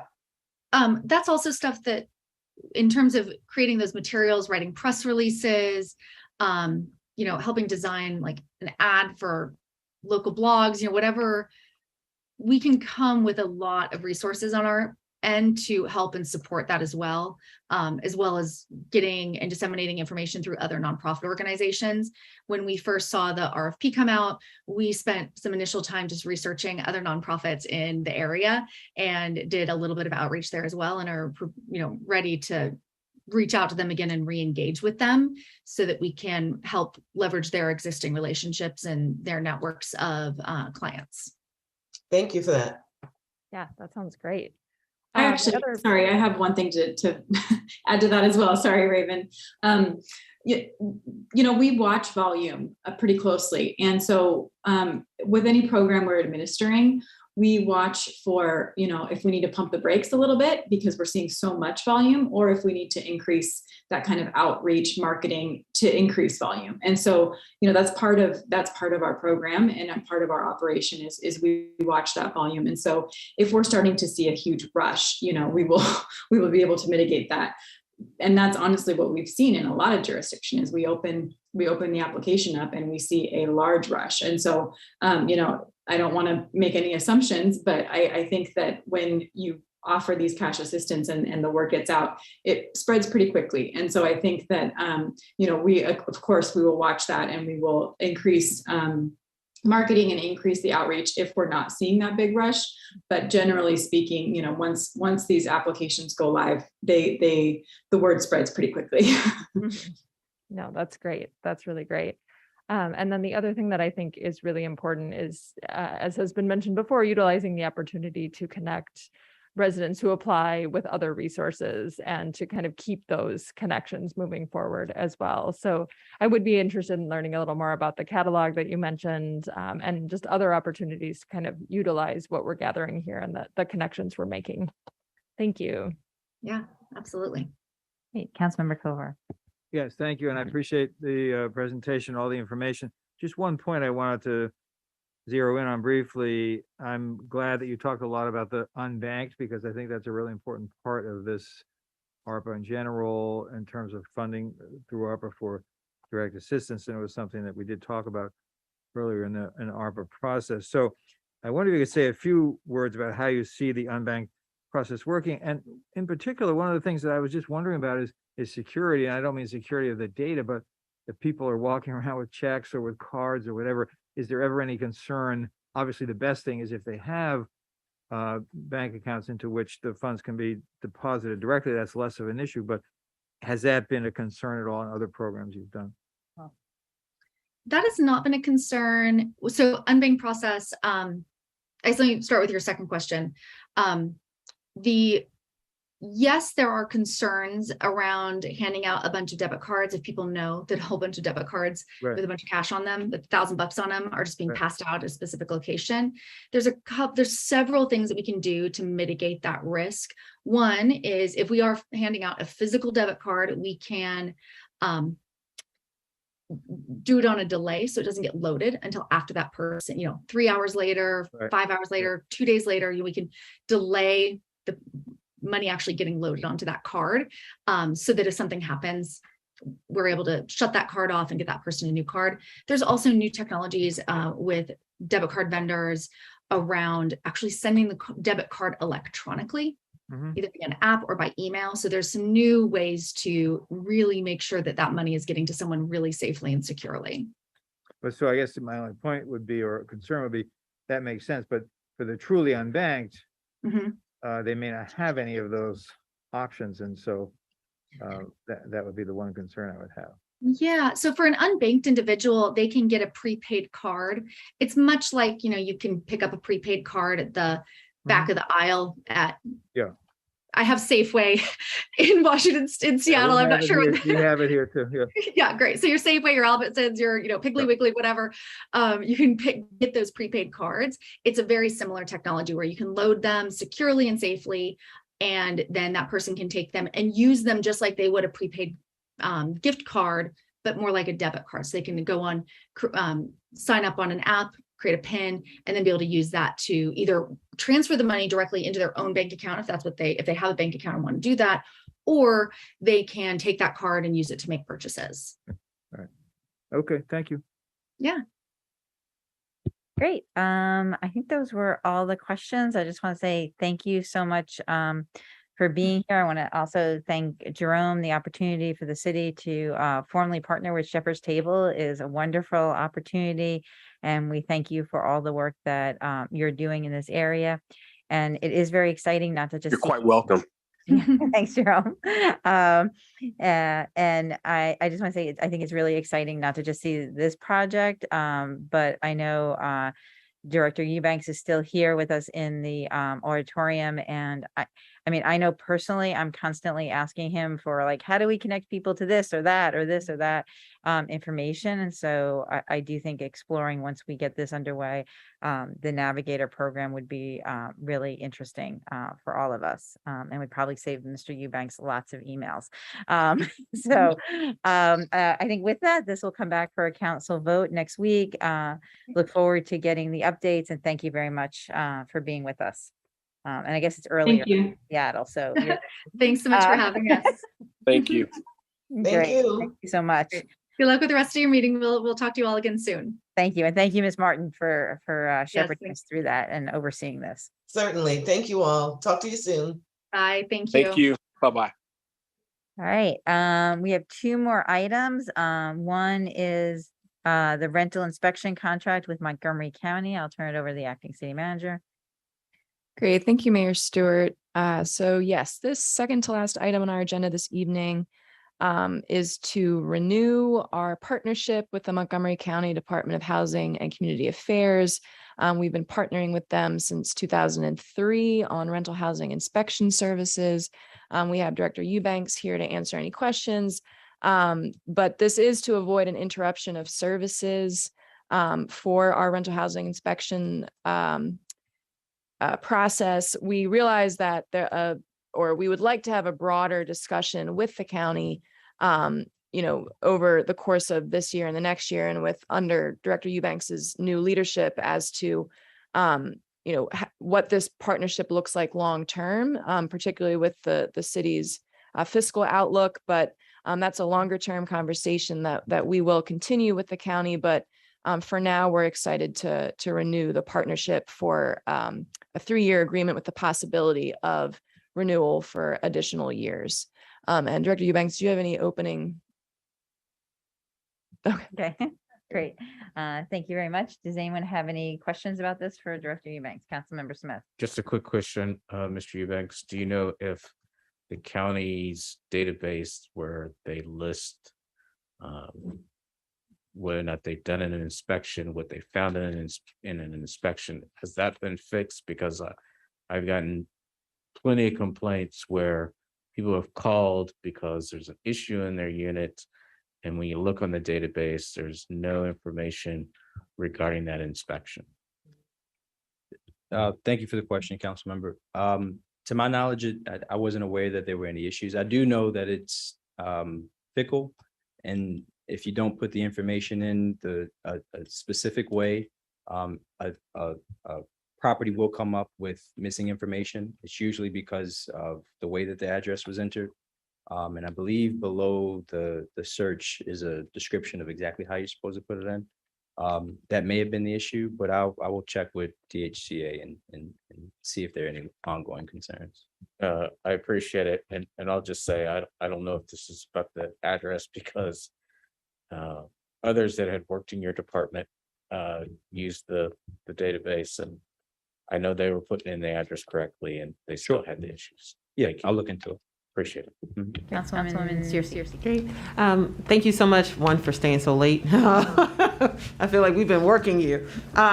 So the kind of to piggyback off of Councilmember Smith's question, one of the things that the Public Safety Task Force recommended was trying to identify a way in which we could kind of do a data pool of the relevant City of Tacoma Park inspection data and somehow provide a link on the city's website. And I know this is a longer term thing that's kind of not for the purpose of what we're talking about tonight. But I do just want to make sure that that point is raised because that was something that was included as a recommendation. And I think it aligns with what the concerns that Councilmember Smith has raised about difficulty that residents are having with trying to identify what's the status of their specific inspection result. And one of the things that I recall there being an issue about is timeliness of inspections and follow-up and things like that. And I know that right now we're trying to, have continuity of operations. But in future conversations, is timeliness, quality, follow-up in terms of the county services for inspection something that we are hoping to discuss with them? It will be. I don't want to blame it on the fact that I'm a novice. I haven't myself seen much of a lag in DCHA's service response. They are, depending on the issue, immediate issues like the lack of heat, there's a very short timeline in which the inspectors have to respond. For some issues that are not immediate emergency issues, there's a longer period of time. From my brief interactions with DCHA, they've been within the window, but it's certainly, if it's come up, if residents have brought up timing issues with you and any issues of non-responsiveness, then it's a conversation that needs to be had. Great, thank you. Great. And just to follow up, and again, this isn't for this evening, and this was pre-COVID, so changes may have been made. The council did do kind of a deep dive and actually invited folks here from doing the code enforcement and raised a number of issues like the lack of multiple languages that they were leaving information for folks, how they were leaving information. And we can, again, this is for another night. We need to make sure we have continuity of service for the inspections. But there have been issues over the years that we've raised regarding how the code inspections are being done. Councilman Kostick. Thank you. My question might be more of a larger scale question as well, but I guess I'm trying to wrap my head around if we weren't a municipality, they would still be doing these inspections. So how does this kind of play into tax duplication and our responsibility to pay them to inspect in the city? I think that might be a city manager question. Yeah, I mean, I think that was not one of the tax duplication topics that were on the table for this recent round of negotiations. But again, that's part of the broader discussion we have to have moving forward, particularly with the city's fiscal outlook. And I can respond. We also do inspections more frequently in the city, and that's what we pay for. Yeah. So that is one of the things I'm going to forget the requirements that the county does, but and my understanding is we decided to do this a number of years ago. Actually, Ms. Grinsby I don't know if you know the answer to this, but the City of Tacoma Park actually inspects our units more frequently than the county does, and that's one of the reasons that we pay for us. The county's inspections are every 3 years. The city's inspections are either annually or every other year. Yeah. Thank you. Councilwoman DeBala. Yeah, well, that may be the answer to why a 3-year contract, especially a 3-year contract when there are these bigger issues that need to get discussed. So why is it a 3-year? We talked contract? about a shorter contract. The county was not interested in one, mostly because they have to staff for the city of Tacoma Park specifically. And for budgeting purposes, trying to plan out just 1 year and hiring people, they thought would be a challenge. And so the shortest term that they were willing to engage us with was 3 years. Okay. Now, sorry to interrupt you. Because there was a concern about the ongoing relationship, there is a new language carve out that does give us some flexibility.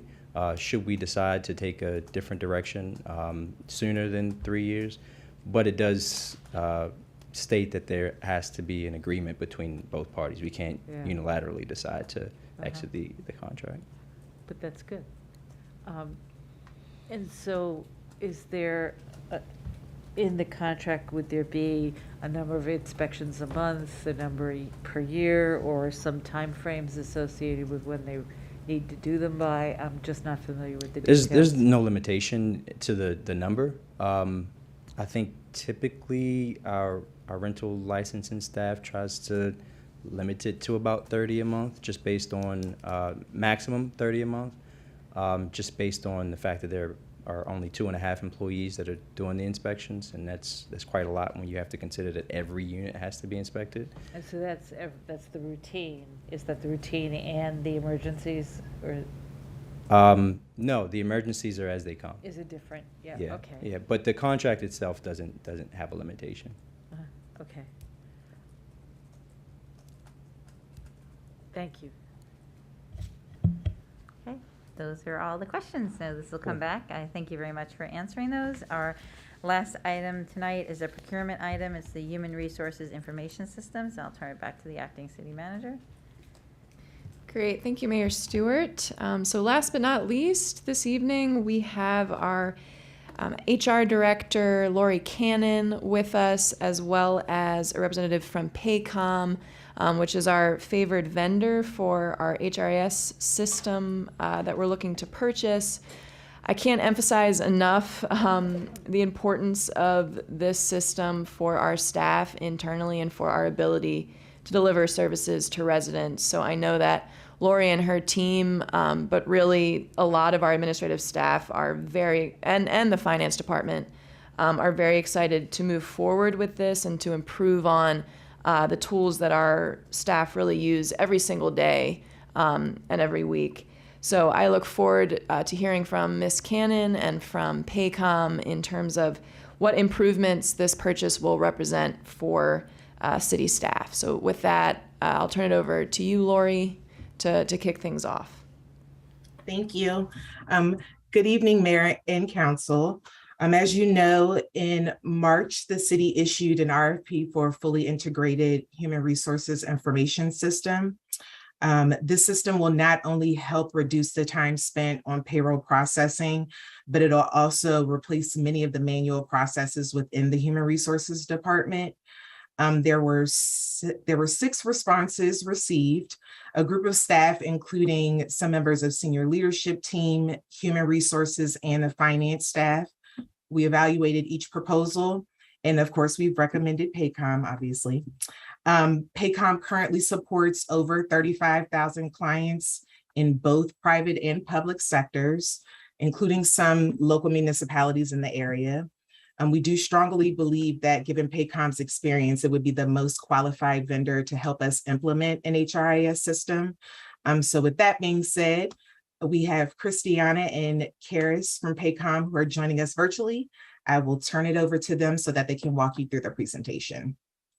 Awesome. Thanks for the introduction, Lori. I know it's late, so I appreciate you guys staying on a little bit late for us.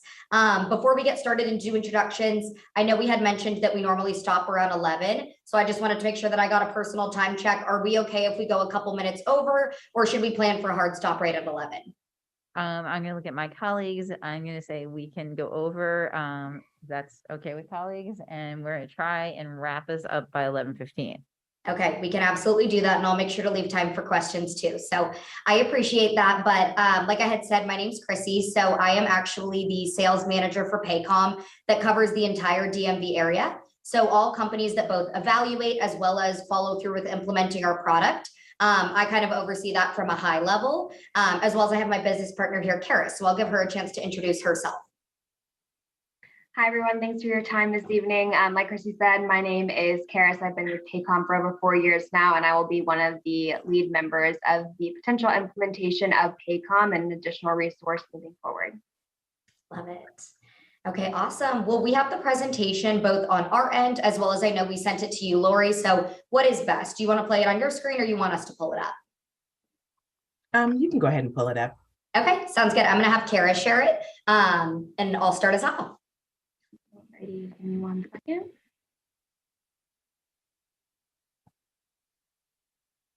All right. Alrighty, awesome. Well, thank you guys for such an incredible introduction. Obviously, I think the couple of you that spoke before me said it very greatly. Obviously, we're super excited to have the opportunity to partner with you all, and we firmly believe that of all the providers out there, we are going to be the best fit for the city of Tacoma Park. And there's a couple reasons for that. So really for the agenda today, I just want to make sure that I can take you guys through high level why Paycom is the provider of choice, because we're definitely fundamentally different from virtually every other provider in our space.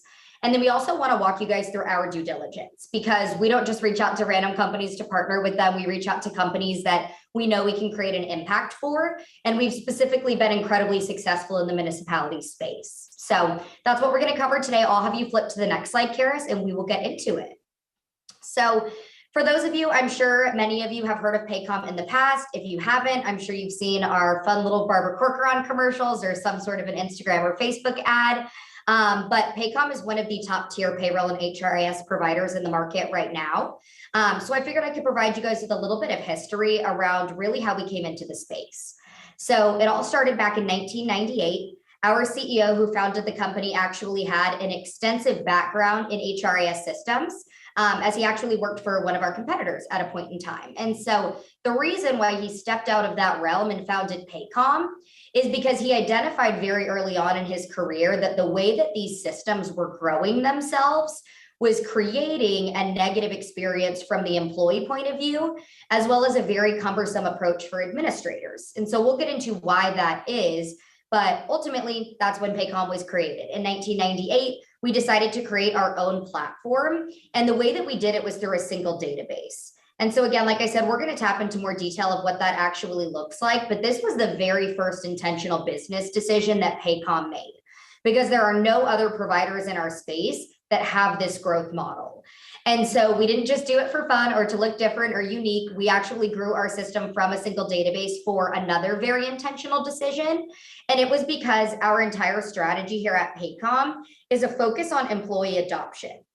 Because a lot of our conversations that we've had with Lori, the senior leadership team, and the rest of the HR and admin team is that right now, a lot of manual processes are stemming from, of course, manual processes that are in place, but also there's technologies that are in place that should be driving efficiency for your processes, but the employees aren't adopting them. And so when the employees don't adopt them, you're ultimately back to square one. And so that kind of takes me to my next business point, which is how can you really identify that your employees are using the technology if you don't have the KPIs to track it? And so just a couple products that we've released from the 2019 to 2021 span include our Direct Data Exchange, as well as our Beti platform, which is the industry's first proactive payroll approach. Those are just two of many platforms that we have that are driving our strategy.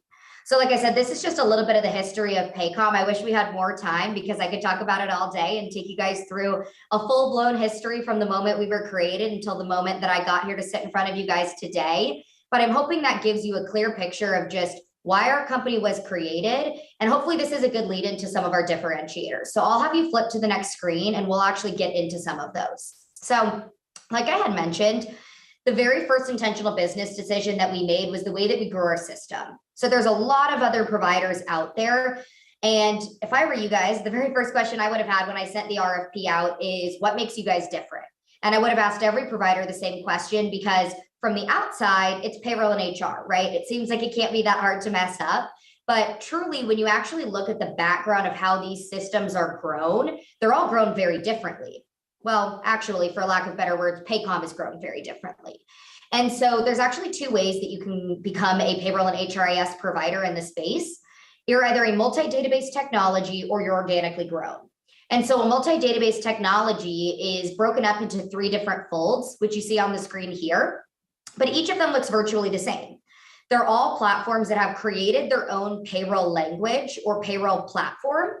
But then very early on, they realized that there was this marriage tie between payroll and HR. And so these companies kind of hit a fork in the road and they said, do we want to develop our HR tools in the same system that we developed payroll?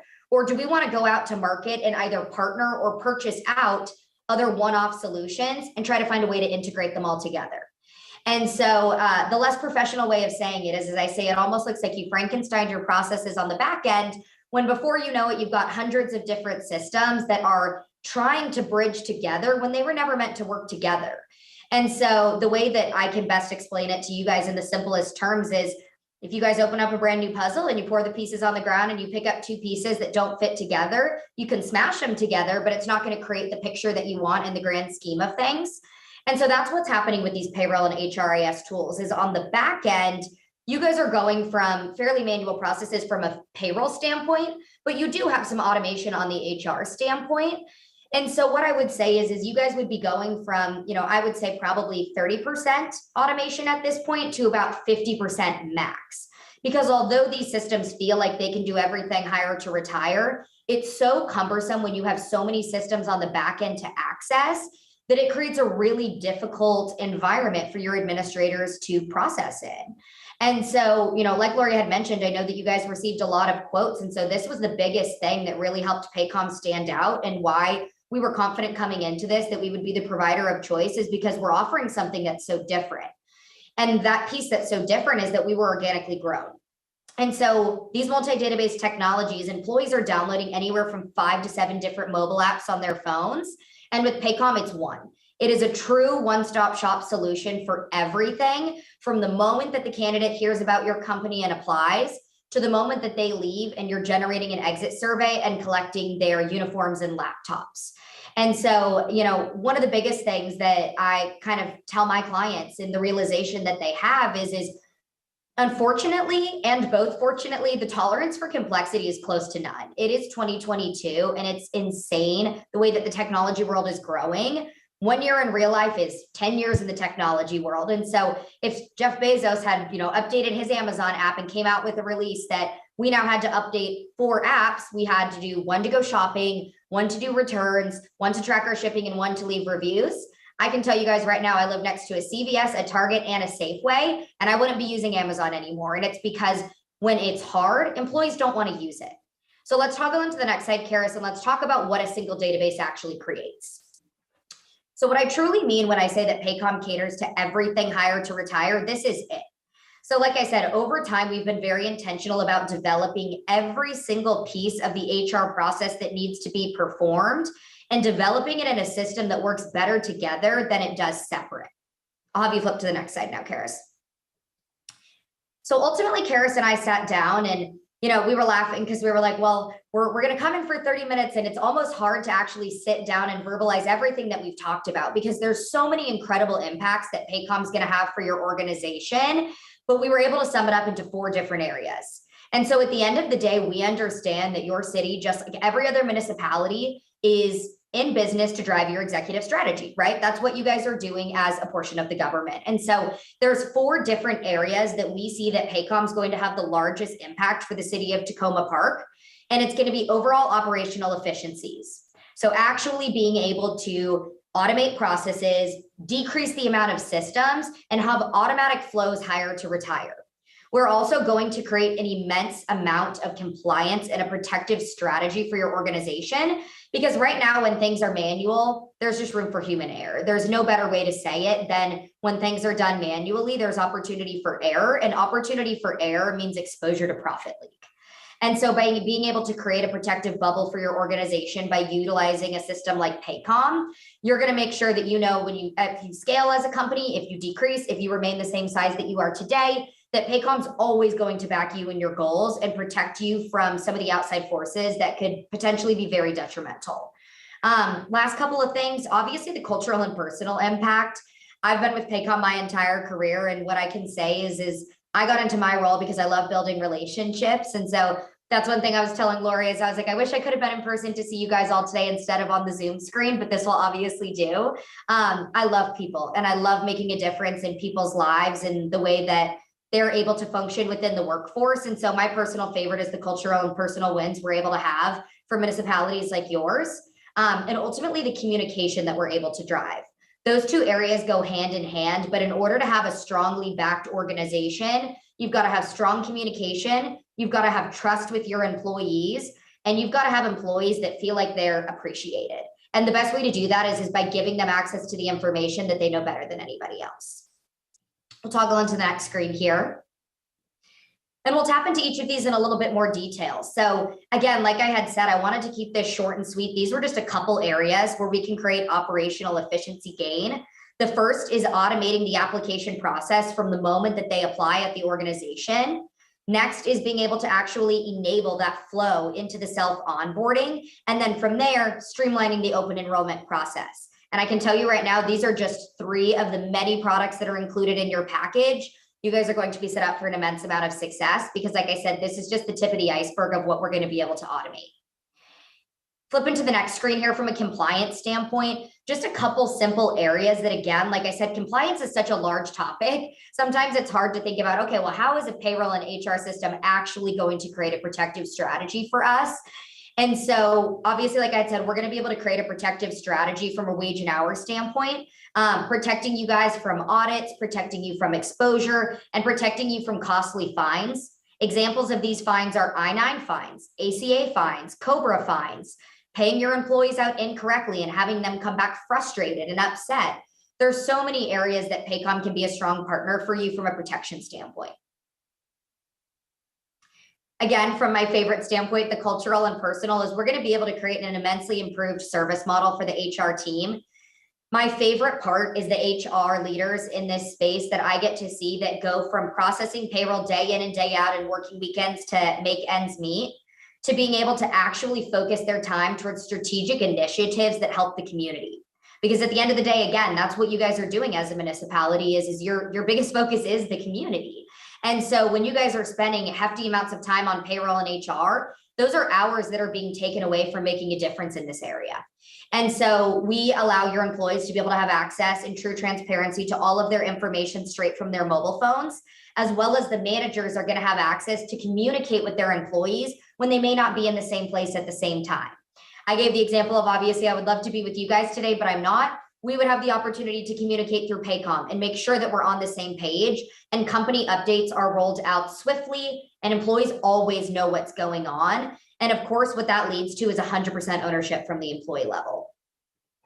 Last area here is the communication. There's so many different products in Paycom, but from an HR perspective, the tool is only as good as the communication that it allows, because on the back end, processes can be great, but if your employees don't understand those processes, you'll never get the full return on investment. We'll toggle into the last couple slides here. So just to wrap it off before I pass it off to Karis for our last couple of minutes with you guys, I want you guys to fully understand, because I'm transparent to a fault, why Paycom is the only provider that can do this and why I'm standing in front of you here today feeling so strongly that we deserve to earn your guys' business. And it's because at the end of the day, we understand your executive strategy as a municipality because we work with tons of municipalities all over the United States. I brought a couple on when I used to work in Phoenix. We've brought a couple on here in the DMV area. We have them in every single state. And so we understand the back-end processes and the goals of your organization better than any other industry, I would say. And so we understand that you all need a consumer-grade technology with a one-to-one customer service model that promises you day in and day out adoption from the employee level so that we can ultimately create a strong return on investment for your organization. And then from there, be able to continue driving your executive strategy. So I'm going to pass it off to Karis here and give her the opportunity to just talk about the return on investment we've created for other municipalities, because I always say money talks. I can sit here and tell you all day how great Paycom is, but I want you to see what we've done for other groups in your space. And then she's going to high level touch on the timeline for implementation. Awesome. Thanks, Chrissy. So like we've said, we've obviously brought on a number of different municipalities across the entire US. Here are just a couple of the ones we've brought on more recently. Obviously, City of Grapevine, City of Bethany, City of Georgia, Georgetown in Kentucky, and several others. We do, like Chrissy said, work very closely with a number of them over the entire United States area. So excited to be able to continue to work with you all throughout all of this. Obviously, at the end of the day, we talk a lot about ROI, and over the last several months, if not year, really meeting with Lori and the rest of the team to identify the largest areas of opportunity. We've come up with a number of different things as to, how many hours we're able to save that can be driven back to other tasks. What exposure are we really mitigating, and what costs are we displacing as introducing Paycom to the system, to the city of Tacoma Park, as well as the fact that because we've worked with so many municipalities over the US, we've been really able to better understand what it looks like and in terms of a cost justification and ROI. So at a very minimal level, a more conservative level, the total cost justification that we're oftentimes seeing from other municipalities and just as an average across the industry is roughly $80,000. So definitely a huge cost justification that really is going to not only give time back into the admin team's day to allow them to focus on other strategic initiatives, but save you all from various different areas of exposure to fines and just benefits exposure across the board, but also just really improve the employee experience at the end of the day, truly giving them access to things at their fingertips. So with that, what does it really look like to be able to implement Paycom, and how are we going to actually help City of Tacoma Park see a true ROI, which at the end of the day is what we're looking for. Doesn't matter how great the 5 individuals in the admin team can utilize the system, but it matters about all the other individuals that need to enter their data and be able to have access to their own data. So how we will implement you all, there's several different resources you guys will have available to you. Obviously, one individual who worked very closely with the team over the last year or so was Maria Barrera. But as an additional resource for implementation moving forward, you'll have Christiana as well as myself to really kind of spearhead and oversee the entire implementation process. We partner with a couple of other individuals on the transition side. So you'll have a transition specialist representative who really operates as the true project manager, both on the Paycom side and helps City of Tacoma Park's team of kind of those who are focused on the implementation understand where the project is going. So that individual holds weekly calls to ensure everyone's on the same page. We recap what was covered last week, what's being covered this week, what questions do we still have outstanding, provides additional training and support, as well as the fact that we're also going to tag team all employee and manager trainings for you all. So we take on that liability to really ensure that everyone is fully trained and understands what new technology is coming so they can best utilize it in a very simplistic approach. You also gain access to a new client setup specialist who sets up your backend. So setting up payroll for you all, getting taxes set up, ensuring deduction codes are entered correctly, and all benefits data and plans is entered into the system seamlessly. So that way, when employees are logging in for the first time, data is accurate, correct, and that way the experience moving forward is seamless as well. Once transition is completed, you're then passed to your long-term care team. So you've actually got a dedicated support team that's able to assist with things like benefits down to performance, as well as someone who really is able to provide best practices just across other municipalities. And as our system continues to be evolving just with the world of technology, ensuring you guys are always ahead of the curve, have an understanding of the way the system is working, and really ensure you're continuing to see an ROI on the tool you guys have obviously worked really hard to be able to put into place. So speaking more to implementation, a couple of high level meetings that will happen over the next couple months, assuming we're able to meet a goal transition of September 16th. All things considered, if we were able to move forward next week, a couple of key meetings that would really happen are things that we call gathering of critical data, so POAs, things of that nature, as well as having a kickoff meeting where we actually will all come together and introduce you to your transition team, as well as map out a true timeline of what implementation is going to look like. So a lot of key and critical dates that we ensure we hit. So that way our timeline stays on track and everyone is on the same page. Moving into August, we continue to collect data from the system, as well as ensuring everything that is going into the system is clear, clean data, and that it all gets validated prior to being able to setting up the system. So we're actually going to be the ones to set up things like the way you want your onboarding checklist to look like, the way employees will be able to roll in benefits, time and attendance rules that need to apply, and then really ensuring that your entire admin team is fully trained on the system once we get towards the end of the month there. We also will be setting up your GL, so that way your post-payroll GL file is mapped appropriately, as well as any other key items that the team needs throughout this period of time. Following that, we'll then get into your employee and manager trainings. Like I said, that is something Paycom will take on for you all. We'll distribute those logins and really ensure that everyone has a good understanding of what the data looks like. They have the ability to verify their own data. They know it better than anyone else. And then we'll also come to be able to help you all process your first payroll. So our team will meet with the team over a few calls leading up to the actual payroll processing, as well as sit with them through that payroll processing to ensure everything goes smoothly. Your transition team stays with you up until they feel like you are at a 100% understanding of the system and that every product you all move forward with is set up completely and you all are fully trained on it as well. So that really concludes today. Tried to keep it short and sweet, but if it does leave anyone to questions or Lori, anything else that you wanted to add, that covers and concludes our presentation for today. Great, thank you so much for that. Laura, do you have any other things to add at the end of the presentation, or should I just go to council? I don't. All right, great, Laurie. Thank you so much. And thank you all for hanging in there tonight and reviewing all of that for us. Councilmember Smith? Thank you, Lori. Thank you, Paycom, for the presentation. Just one question. I know it's late. Can your system track time on task? Yes, Okay, thank you. no problem. Great, Councilwoman Searcy. So one excellent presentation and yeah, to be coherent after 11 is a gift.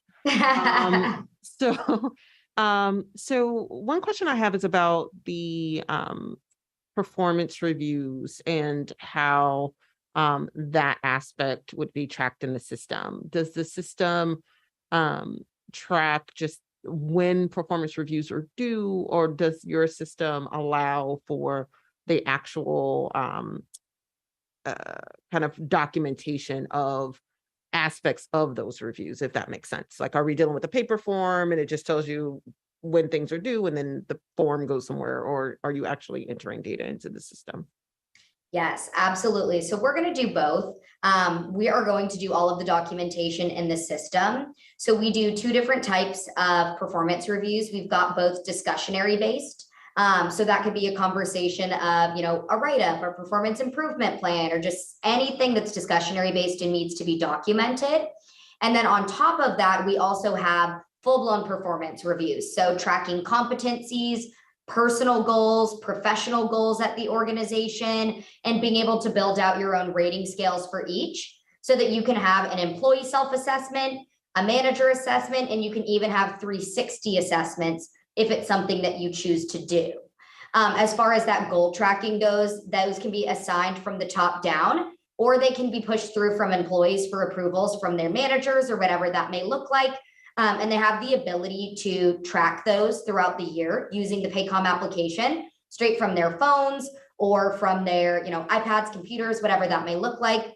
And then in regards to the performance, we'll set up notifications. So when performance review season comes, it will automatically assign the performance review. It will know which performance review the person should get based off of their role at the organization. And the notifications will follow. So saying, hey, performance review season is here. It has opened up. Please complete it by Friday. And then it notifies you again 2 days before it's due.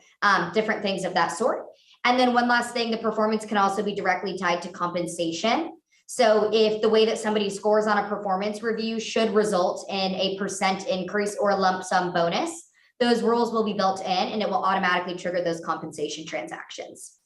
Okay, excellent. No, that's right up my alley. So that's awesome. Thank you so much. Awesome. No worries. Terrific. I am not seeing any other questions. I Oh, actually, sorry. I'm sorry. I thought there were a whole bunch more lights down No. there. I just wanted to thank you for this presentation. I just wanted to get clear on the maintenance going forward. So there's the amount of money for the equipment and for your time to install it and train, et cetera. And then there's an annual maintenance fee. Maybe Lori can speak to the money involved in this. Yeah, I'm happy to speak forward, or did you want to go through it first, Lori? I'll let you handle it. Okay, awesome. So yes, there's going to be a flat setup fee. That will be nice for you guys because no matter how long the implementation takes or whatever that looks like, many providers charge on the hour and ours is a flat fee. Obviously, along with that flat fee, we'll both come to the determination of when you want to process your first payroll with Paycom, and we'll be dedicated moving forward with that timeline. Outside of that, though, that upfront fee that's paid, it is a base and a per check fee. So every payroll that you process, there's a flat fee that we call the base, and then there's an additional small charge per check that's being pushed out. Usually that's the same thing as per employee, unless one employee is getting multiple checks. Obviously, you guys can kind of run those numbers through your heads as well as we sent the numbers over to Lori. So what we had quoted you guys was with your frequency and your employee count today. But obviously, if you guys ever process more or less payrolls, you're just going to want to focus on that base and per check that's on there. Karis, do you have it pulled up on your end and you want to go through the actual numbers? I saw you went off mute. I do not have it pulled up, but I am more than happy to pull it up. No worries. Did you guys want to go through the actual numbers or did you just want to better understand the pricing model? We don't need to do it now. I just wanted to understand that in concept, how the different categories of fee got set up. Yeah, so the flat fee and then the per payroll cost. And the flat fee has the two parts, the equipment or the program, I guess, and the staff time. Yep. Yeah. So that's the time, the labor, and the actual setup of the full equipment. Right. Thank you. Great. Maybe we could just send that to council before exactly. We vote next week. Okay. Great. Any other questions? I don't see any other questions. I have just one request. And this is terrific and it's not reflective of the presentation tonight, but normally when we look at items like this, like we did with the tree planting pilot, council is provided with the other proposals that we received just so that we can see what else we got. And that wasn't attached here. And I forgot on going back to the tree planting that ordinance, we need to include the amount of for Casey trees. It's missing on the ordinance. And I apologize, I forgot to mention that when we were doing that. So I think with that, Lori, thank you very much. Thank you to the folks from Paycom. We really appreciate you staying on so late and doing all this so that we can vote on this and get it moving forward as soon as possible. So I think is there anything else? No, I think we are adjourned then for the evening. Thank you very much. And we'll be back next week to vote on all these items. Thank you guys.